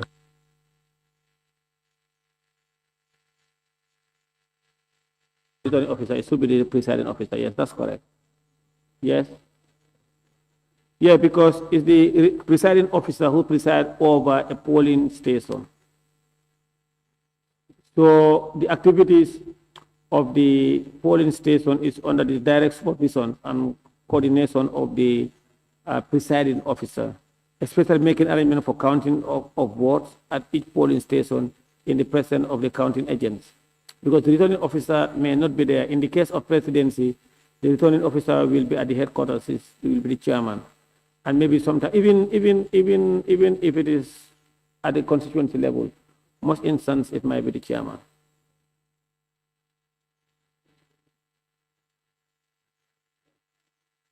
Yes, Chair, next one. 76.6 and 76.8, I bit. Huh? I bit. That, yeah. The same as above. IPD, yes. 76.6 and 76.8. 76.6, instead of the returning officer, the presiding officer, then, no? Then 76.8, the same, yes. And 76.3, the returning officer. And wherever it applies in, yeah, and 76.7 also, the returning officer. And the other one is the general amended, okay, that the general amended as regards ballot token paper. Yes. That is all ballot papers as they appears in the bill should be changed to ballot tokens. drafters. All right. Yes, Chair, any order? And that's all. It is proposed that clause 76, counting of votes as amended stands part of the bill. Those in favor, please say aye. Those not in favor, please say no. The ayes have it. Clerk, we may proceed. Clause 77, spoiled and rejected votes. No issue. Please, members from Fonyi, Bintang, Fonyi, Jarol, Fonyi, Councillor, and Fonyi Bondali, please partake and then vote and listen to what we do. Stop the moment in there. Clerk, we may proceed. Clause 77. Clause 77, spoil and rejected votes. Chair? No issue. It is proposed that clause 77, spoiled and rejected votes stands part of the bill. Those in favor, please say aye. Those not in favor, please say no. The ayes have it. Clerk. Clause 78, Commission's decision on ballot counts final.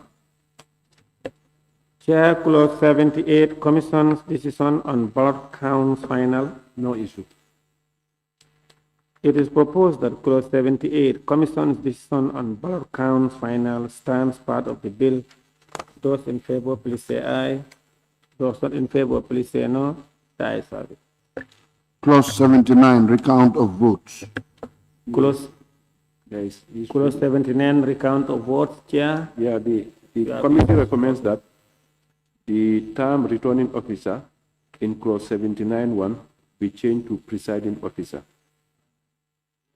2, that at most twice be inserted after recounted, and or in the same clause to replace the phrase or again recounted. 79 sub 1. Returning officer, presiding officer. And then after recounted and or, insert after recounted and or in the clause.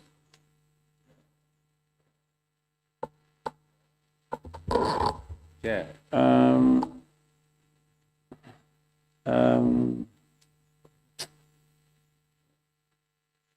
That at most twice be inserted after recounted. You see, what they are saying, they want it to read as follows. When the counting or any account of the votes is completed, a candidate or his or her agent may require the presiding officer to have the votes recounted at most twice. That's what they were, at most recounted, then you add at most twice. At most, not more than twice. Or, yes.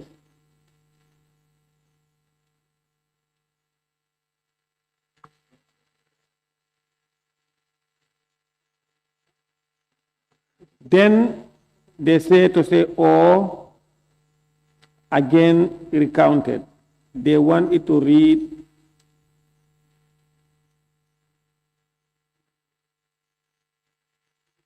or, shall I help us here? Yes.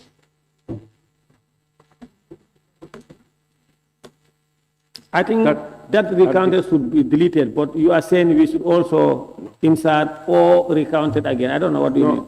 What we are saying is that at most twice be inserted after recounted. Or in the same clause to replace the phrase or again recounted. And now you are saying, you are contradicting yourself. You are proposing that, but you are saying also the presiding officer have the sole discretion of refusing to recount.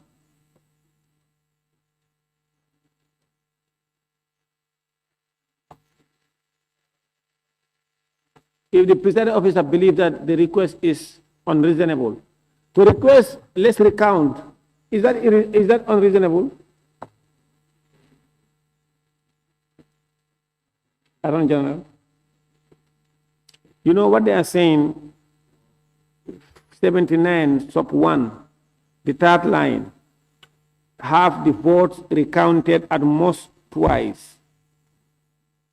Then later on they said, but the presiding officer, that's the presiding officer anyway, should be the presiding officer, may refuse to do so if in his or her opinion the request is unreasonable. I said, what is unreasonable request? It's a claw back claw. You give the agent the right to request for recount, but you give the presiding officer the right to say, no, we are not going to recount. Yes.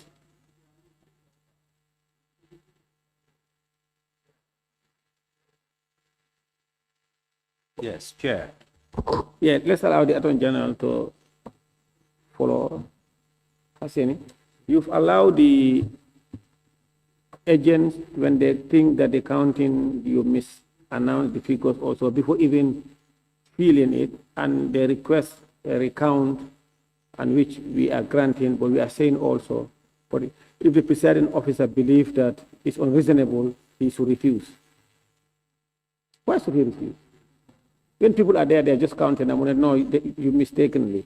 It should be this, not this. And he said, let's recount. And the presiding officer will say, no, I think what I said is correct. Is that transparent?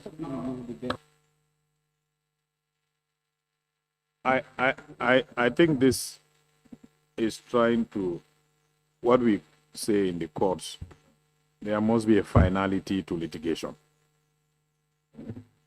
Counting and recounting is allowed, but it cannot be indefinite. It cannot be counting, recounting, and recounting and recounting unending. That's what they say at most. So it says, that is why it is saying, if the request becomes unreasonable now, the returning officer should have the authority to say, no, we cannot go beyond this. Because we have counted, you have asked us to recount, we have recounted, maybe we have recounted again. So if the request, so that's the discretion of the returning officer now. If the request is becoming unreasonable, you have to stop it. Otherwise, they'll be counting the whole night and the following day until never ending. Yeah, it would have been appropriate if they have not probably inserted or want to insert at most two. Sorry? Because what they are saying, most? No, that's what the committee is recommending. They said have the voters recounted at most twice.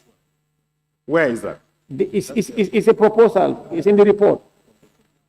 It's a recommendation from the committee. No, but the clause as is, without any changes, is good. No, yeah, that's what I'm saying. I said, because once they proposed to include at most twice, I said, now you are giving the presiding officer to recount at most twice after two. No. Now, yet still, you still have another, even further to say, but the presiding officer may refuse. That means you are saying, even that at most two, you are saying the returning officer may say, no, we are not even counting even one. That's what I'm saying.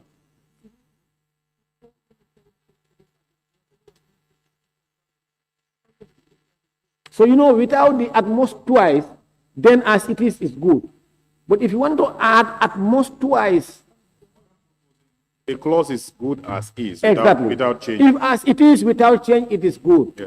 But if you want to insert at most twice, then the order should go. Yeah, because as it is without inserting at most twice, is correct. But you have now said at most letters you can only count two times.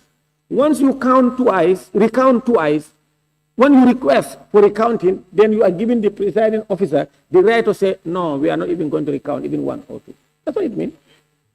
If you say at most twice, you have sealed it. Exactly. That's the maximum possible. Exactly. So you have removed the discretion. Exactly. So you rather delete what is rest. Exactly. What is left. Exactly. Because the discretion to go beyond two, you have removed You have removed, exactly. Chairman, honourable members, are you following? Once you say at most twice, then the discretion of the presiding officer should go up. What do we do now? Do we leave it as it is, or we insert at most twice and remove the presiding officer's discretion? You want us to insert at most twice and then stop there? Is that okay?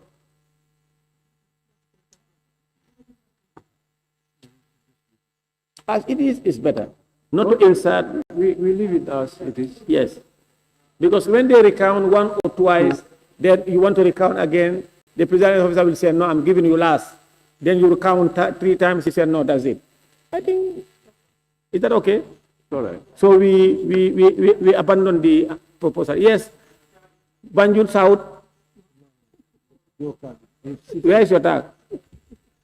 Yes, Jokad, please.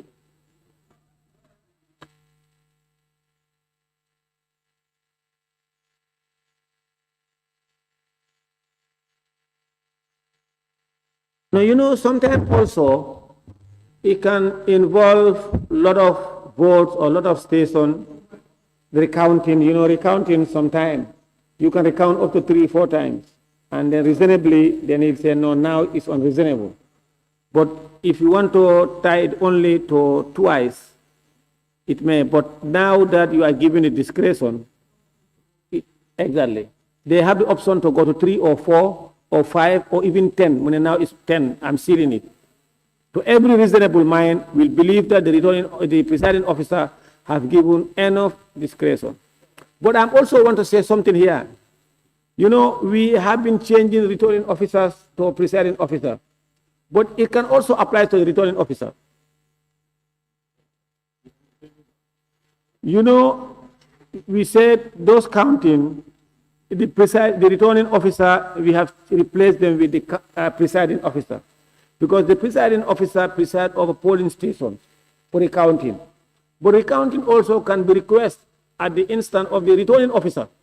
For instance, after the entire constituency ballots have been announced, or the entire country, a candidate can request a recount of a region, of a whole region, or a whole constituency, or a one constituency if, because presidential election is one constituency. That the returning officer, you can request from the returning officer for a recount. Yeah, it can be done by the court. But when the court said you can recount, then who will they direct? Is the returning officer. That's why I say, okay, the commission. All right. Then we can say here, because here is about recount. We leave it like this, not the then where they are saying the returning officer, we change it to presiding officer. Is that fine? All right. We leave it as it is, only amend the returning officer to presiding officer. It is Chair. Yes, Senator. You know, like you rightly said, we are just changing from presiding to returning officer. So we need to know their functions. Because I believe, you know, election results, when they are announced, they would say satisfied by the returning officer. How many presiding officers do IEC have? Is it in each constituency or in each region? No, presiding officers, they have in each station, polling station. We need to, he has a point. We need to verify from IEC, because I suspect when the polls are closed, presiding officers convert into probably returning officers. We need to check that. Does that happen? No. You know, in the case of presidency, the chairman is the returning officer for the whole country. For the whole country. But of recent, I have listened or watched this by elections. You know, sometimes the regional commissioner will serve as a, so I think because that's the AG, that was the issue I was raising. That was my concern. The returning officer, because we are changing presiding officers only, but we should have a returning officer. I think IG, IEC, I don't know why they are not here. They should be here, because today we are continuing up to 6 p.m. or beyond. AG, tell your people to call the IEC, the chairman, the electoral commission, they should be here. The IEC chairman, the electoral commissions, and some of the technical directors, they should be here.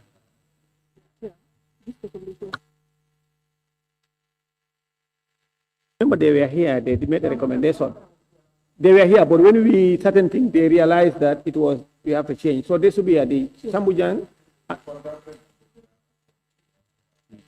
Is the chairman around? They're all out. The entire directors. But you should have told them Parliament take precedence, or Supreme take precedence. They should have been here.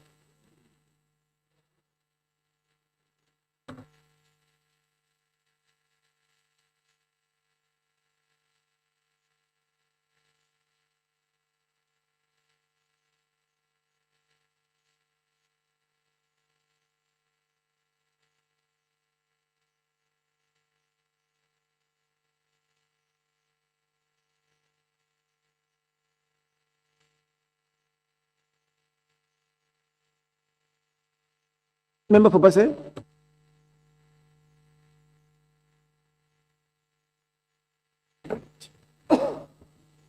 Chair, you're giving me the floor. Can you hear me? Please go ahead, sir. Okay. This area is very sensitive because when it is about for elections, the IEC at the headquarters, they appoint returning officers in every region. Despite you are the senior officer in every region, but they appoint returning officers and attach them in every region. So here is very critical. I think we need to suspend this clause and make a consultation with IEC before we make mistakes. It's a very sensitive area. Foreign Councillor, you have the floor. Yes. Yes. Presiding officers.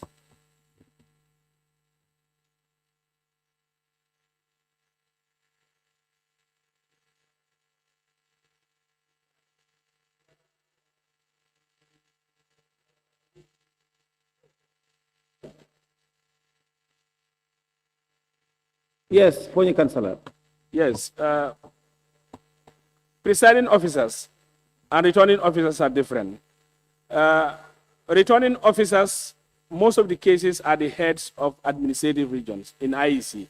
For example, Brikama, the head, is the returning officer. That's what normally. Not necessarily. Officers, huh? IG, have you contacted your office to call them? Go ahead, Councillor. Presiding officers are already selected administratively, each and every region. They are the presiding officers to certify elections. While the returning officers. So the returning officers, each, for example, West Coast, the head administratively of IEC is the returning officer. Presiding officers is of regions, each and every region who supervise, the elections. They are very different.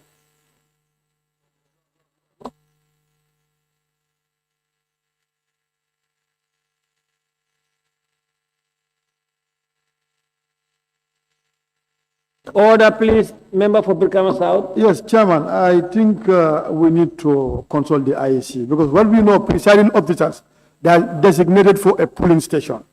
Returning officers are for an area, administrative area.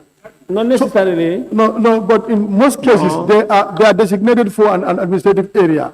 So the presiding officers need to submit all what is counted at their respective police station to the returning officer. Correct, that's correct. So this is what we are saying, but we need to inquire from the IEC to be able to give us exactly what do they mean. But the returning officers are also effective, and they can also effect counting if within different police stations where presiding officers prevail, they counted and they believe that the overall region, like when you come to the mayoral election, like chairperson election, so they can be very much effective when you come to the regional county. Clause 6 sub 3. Clause 6 sub 3. Clause 6 sub 3. For purposes of conducting elections, the Commission shall appoint presiding officers whose duties shall include the smooth conduct of election at polling stations. No, do we understand that? That's what the presiding officer. I said it earlier on. I said presiding officer is not the returning officer.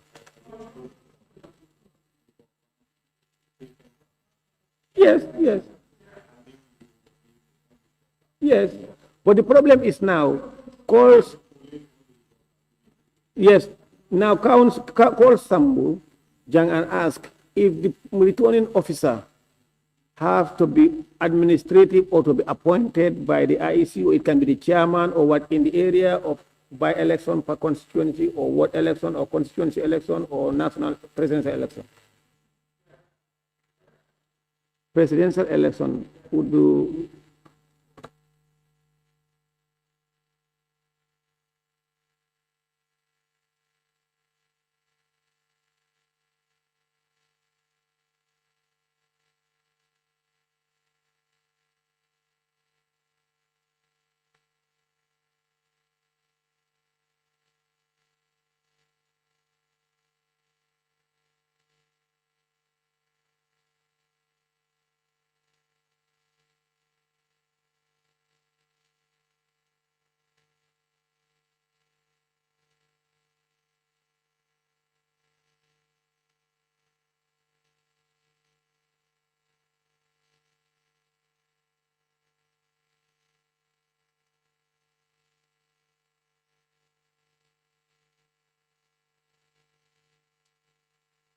Yes, Brikama South.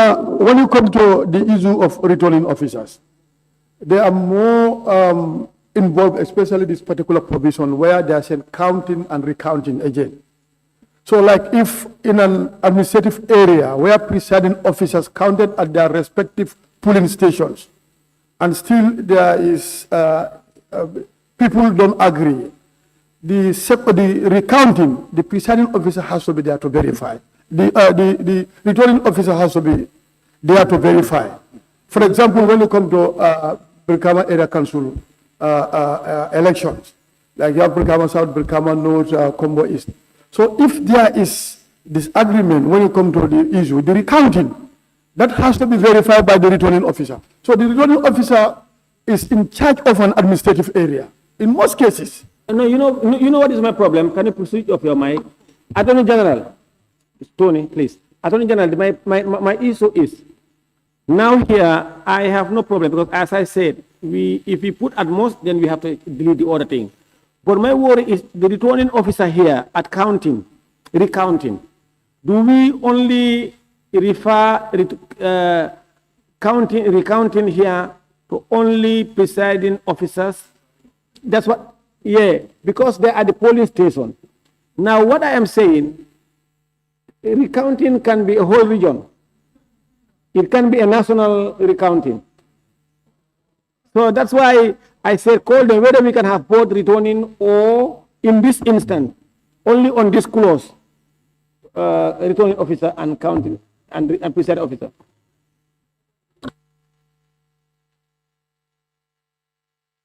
All right. It is proposed that clause 79, recount of votes as it is stands part of the bill.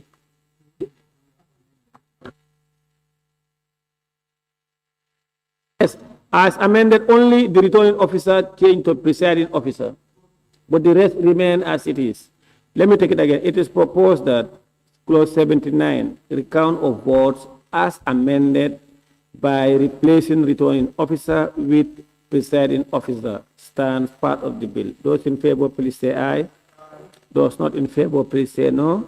The ayes have it. Clerk, will proceed. Clause 80, equality of votes. Chair, clause 80, equality of votes. Do you have anything? Yes, please. Please guide us. Yes, the committee recommends that the phrase within 1 month in clause 82 be inserted at the end of the sentence. 80. Yeah, 82. Report the matter to the commission within 1 month. Early voting. It is where after the counting of votes or any recount of votes is completed, there is an equality of votes between any candidates. The returning officer shall declare a tie between the candidates with the highest number of votes and report the matter to the commission immediately. But why are you saying within a month? Huh? That's the recommendation. Yeah. From the, There has been, you have counted, and then there is a tie. You want to declare the tie within a month. Why do you have to give it within a month? It should be declared immediately. Maybe you are missing it, but they are saying 80 sub 2. Sub 2. Sub 2, okay. Sub 2. Where the commission received a report under subsection 1, it shall direct that the first election be held in respect of the electoral division in which the tie has been declared by the returning officer within 1 month. Now, when they are doing the re-election, is going to all the candidates are going to contest, or those who are on tie? The two highest.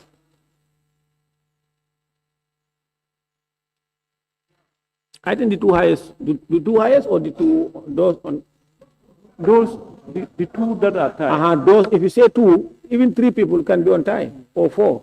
So don't say 2. It can be those on tie. 5 people can be on tie. You are making law. Because what I'm telling them, they cannot say 2 highest. Say those on tie. It can be 10 people, they all tie.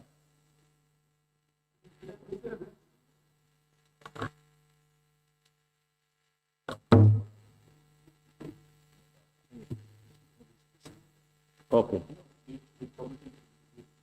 The 1 month time frame to organize another election. Did IEC agree to that? Because sometimes it could take a lot to organize an election, depending on what type of election. Especially it's a presidential election. Maybe not for it may be, but even for National Assembly. Yeah, that's what I'm saying. I said it may be. The whole constituency, there is a tie, and you want them to run the election within 1 month again. Nomination. I'm not sure of campaign, but I don't think the logistics and cost and other things on IEC. Maybe what the IEC is suggesting here. But are they amenable to this 1 month committee? IEC. Okay. Yes. All right. So we can insert it after held. Election be held within 1 month in respect of the electoral division. After held. Where? Election be held in 1 month. Within 1 month. That's the second line, the middle of the second line. Held. You will see held there. Now, Chair, a member for Brikama South. Chair, I am looking at it in this dimension. If it's happened to be a presidential election, which is capital intensive, and if you say 1 month, whether the necessary required resources is going to be there for us to do it within that 1 month. Yes, because what the IEC, because I think in this instance, they may not be able to go back for nomination again. Yes. Because what they are saying is those ñi nga xamne dañ am tie. It's direct campaign rek an election. Maybe they'll give them 2 weeks or 1 week campaign.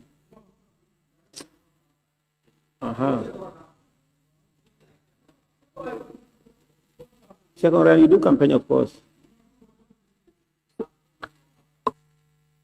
So I think within 1 month is reasonable, AG. It is proposed that clause 80, equality of votes as amended, stands part of the bill. Those in favor, please say aye. Those not in favor, please say no. The ayes have it. Clerk. Clause 81, reporting on counting of votes. Clause 81, report on counting of votes. Yes. The committee recommends that the term returning officer, as used in the clause, be amended to presiding officer.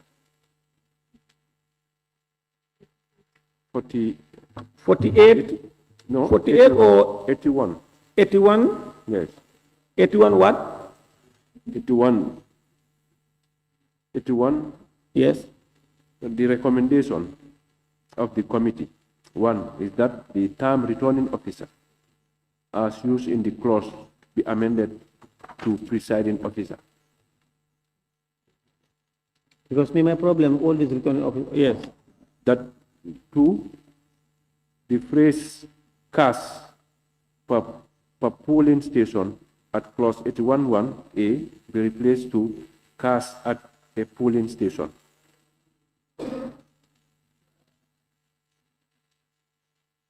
Because this one, I think this one is correct here. Returning officer. We should not change to presiding officer. Okay. Because look at it. On the completion of the counting of votes at an election, the returning officer shall prepare a report on the counting of votes which shall include the A, total number of votes cast per polling station for each electoral division. Now, you cannot use this as a presiding officer, because that's beyond his responsibilities. B, the number of valid votes, that is when the return officer is announcing the final electoral result. Number of ballot tokens received and those not used. Votes obtained by each candidate. Protest, if any, by counting agents regarding the validity of votes or any other matter, and number of spoiled ballots. This cannot be a presiding officer. Yes. Yes, Chair, I want to partially agree with you, but let us verify from the chair, because they consulted the IEC, whether they have been adequately consulted. No, this cannot be a presiding officer. No, I mean whether both or. Okay, now we will consult them. He said your consultation. Have you adequately consulted the IEC on this issue? No, put up your mic. This recommendation derives from the consultation we had with IEC. Yes, and at the same time, this particular report, as a chair, I'm a co-chair, but we inherited. This is a report from the 5th legislature. So Now, this cannot be from IEC. This one, it cannot be a presiding officer. 81. It cannot be presiding officer. Yes, Upper Fuladu West. Lower Yes, I think I don't want us to tie ourselves, because if you go through, even myself, it comes to my mind that this thing is talking about presiding officer, and you are talking contrarily. So I think it's important for us to consult the IEC. All right, member for Lower Upper Fuladu West. What is the role of a presiding officer and a returning officer? Well, you know, this person is talking about immediately when the votes are counted. No, I said. The presiding officer is the head of the polling station. Polling stations or a polling station? A polling station. A polling station. A polling one? Yes. And a returning officer? No, the returning officer, that one is talking about the entire region. Yes. Region can be the country? Yes. Okay, now go to a total number of votes cast per polling station, meaning there are a lot of polling stations. And you said the presiding officer is only one station. And now you want to give him the power of many stations. You give him the power of also to collect in a electoral division. Look at it. Each electoral division, one presiding officer. Now you are telling me after reading this, it's telling you that it should be a presiding officer. Is that correct? Anyway, for me, I'm a little bit lost. No, this cannot be a presiding officer. AG cannot be presiding officer. Honorable members, please, let's accept returning officer here in this instant. Is that correct? Yes. Any order, Chair? we have another one, that the phrase cast per polling station at clause 81(1)A be replaced to cast at a polling station. Cast at a polling station. No. Total number of votes cast per polling station. Why at a polling station? It's all the total number of polling stations in your region. In KM, each polling station. So let's look at this, Honorable Speaker or Chair. Committee, we are talking of an electoral division here. Look at A, total number of votes cast per polling station for each electoral division. So the person in charge of an electoral division is a returning officer. So this is a collation now. We're talking of collation, not polling station result. But all polling station results are sent to the returning officer at a central location where they are collated. And there, it is the returning officer that have the responsibility to tally and make sure all these things are tallied properly, and he certifies them. In fact, that is why you are a politician. You have agent, counting agent, polling agent. You have also collation centers, agent that you send into the collation centers that is at the region. In the case of your region, usually sometimes they do it at St. Teresa's area or that park, where you have the center for the entire region, and the returning officer and will get all the collation centers. Now that result is satisfied by agents at the collation center. Then from there, it is satisfied. Yes.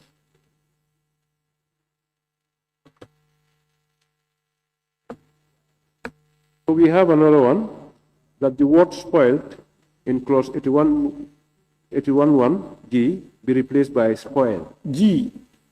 It's a spelling error. G in Gambia. G, Number yes. of spoil. For Gambia, yes. Spoil. What do you want to do? No, it's a spelling error. Instead of spoiled, it should be replaced by spoil. Spoil. Clause 81(1)G. No, I think it's correct like this. Spoiled. Spoiled, yeah.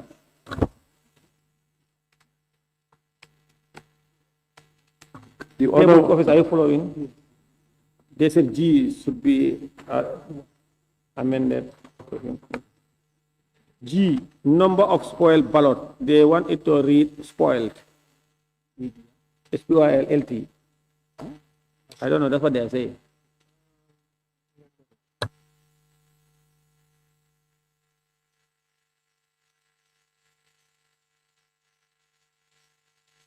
Committee, look at it on 80,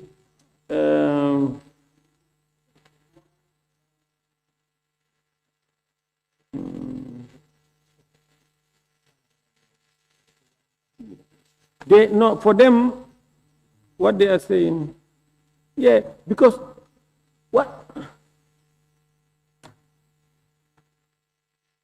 Because, Chair, you know what I said? For me, I said as it is correct. But you said, no, it's not correct. But your proposal is saying the word spoiled should be replaced with spoil. Spoil, yes. Spoil is correct. I think it's a spelling issue here. Now, but what the recommendation were, because the initial bill, it was T, spoiled. They said we remove the T and have spoiled. Now, spoiled is correct. You want us to get spoiled or spoiled? Spoil is correct. For me, that's what I believe. Huh? Yeah.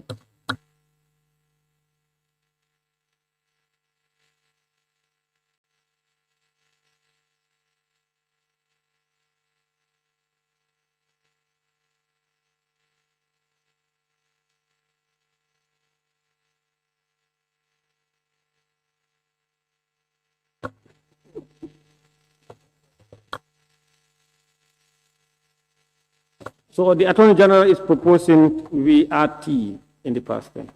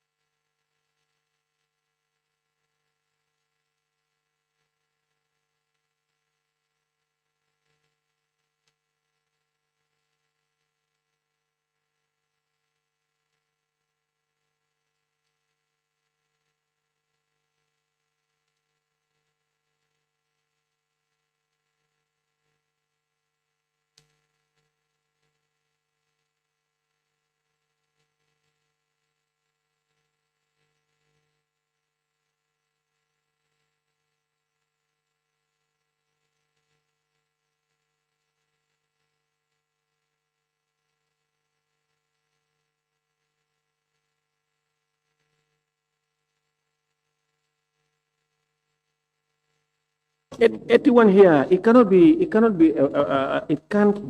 a presiding officer. Because look at it. It says on the completion of the counting of votes at an election. Counting have been done in all the polling stations. It has been completed in the entire constituency. Because you cannot collate a constituency count votes at the collation center without getting the result from all the polling stations. When you get the result from all the polling stations, and it says upon the completion of counting of votes at an election, what has been counted has been completed. It says the returning officer shall prepare a report on the counting of votes, which shall include the total number of votes cast per polling station for each electoral division. This cannot be presiding officer's job. When 81 is met, then the returning officer on 82 will perform this function.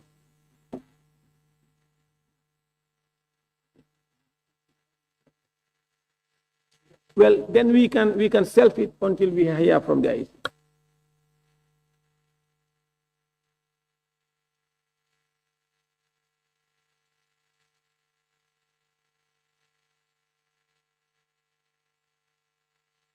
They are not sent.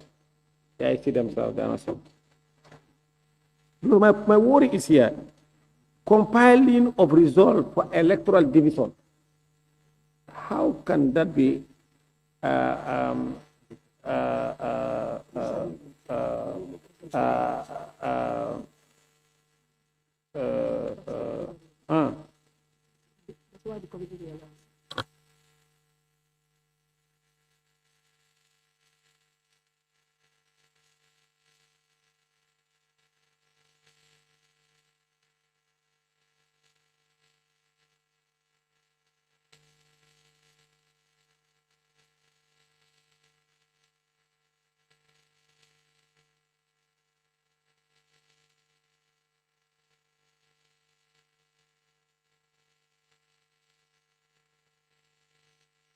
Well, because what I'm saying, unless you, as you are proposing, that is to delete electoral division. But now that you have the number of votes cast per polling station, that one also should go.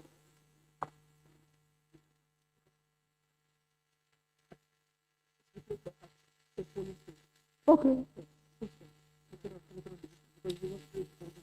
So, committee.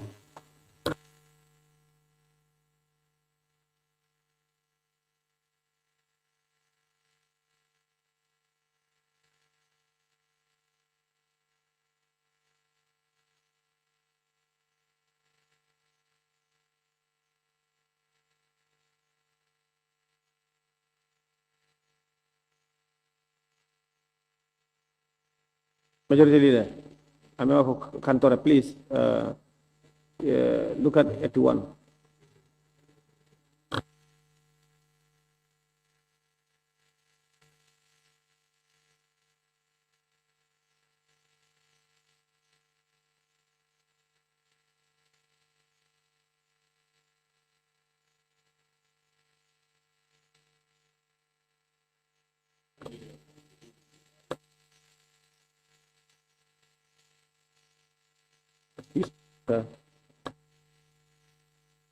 I said there are certain areas we need IEC's guidance. They need to guide that process. So we never thought they were out of town. We called them this morning to join us, but they said they were already in a training in the upcountry. So really, if we get to a point where we need their expert guidance and they are not available here, I think the cautious thing to do is to suspend that one. Yes, and move on to others that are non-controversial. Okay. So we can skip. So And then when we get their input, we can clear those ones. we can skip 81 and 82. Yes? Member for, yes? I mean, Chair? I'm proposing we have a break for lunch and prayer.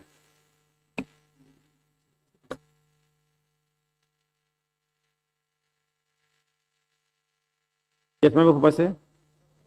I think this is not the first time we are having issues when it comes to bills related to institutions. Well, this is not the first time. This is always occurring. When institutions submit their bills for justice and they are brought here, they should be here to give guides. But IEC know very well because they see the calendar of proceedings and agenda. And they knew very well we're going to sit on this electoral bill. They should be here. They cannot say the entire institution travel to the provinces. Yeah, that is why I'm not sure whether they have seen it or not. Put off your mic. That is why it is the responsibility of the table office. And I have always been telling the director of table office to always write to all departments, whether committee reports or for anything on their business to notify them and to inform them that they must be. It must be in writing. You cannot just say we have circulated the agenda on the media or wherever. We cannot rely on that. It's better to enhance our service delivery. You cannot say you have to improve on things. I have made a ruling here some time ago, you remember, it's about last year on department, but they're still not doing it. And most of the time, I have to tell the director table, say you cannot argue on that. So they must take our instructions seriously. Table office, henceforth, from now on, write to all departments and attach the schedule and notify them to come to assembly and attend to their business. You cannot do that.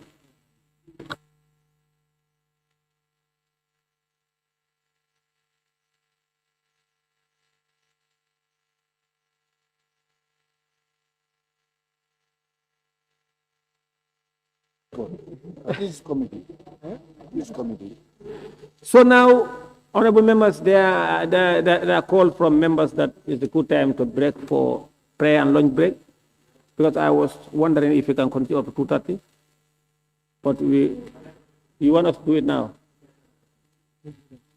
Yes, we will now go up and resume.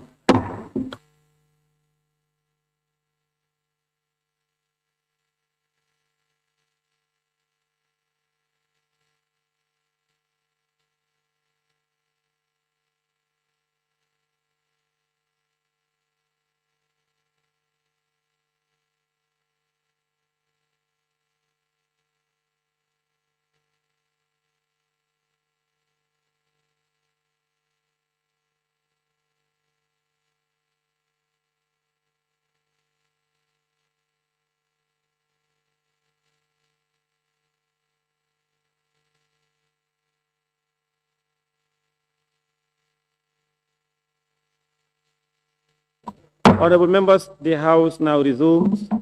It's a good time for us to break for prayer and lunch. Majority Leader and Minority come how many minutes? 1 hour now. The time is 1:20, so we are back 3:20. Sorry, now it's 2:20 and we will adjourn until 3:20. The House is suspended.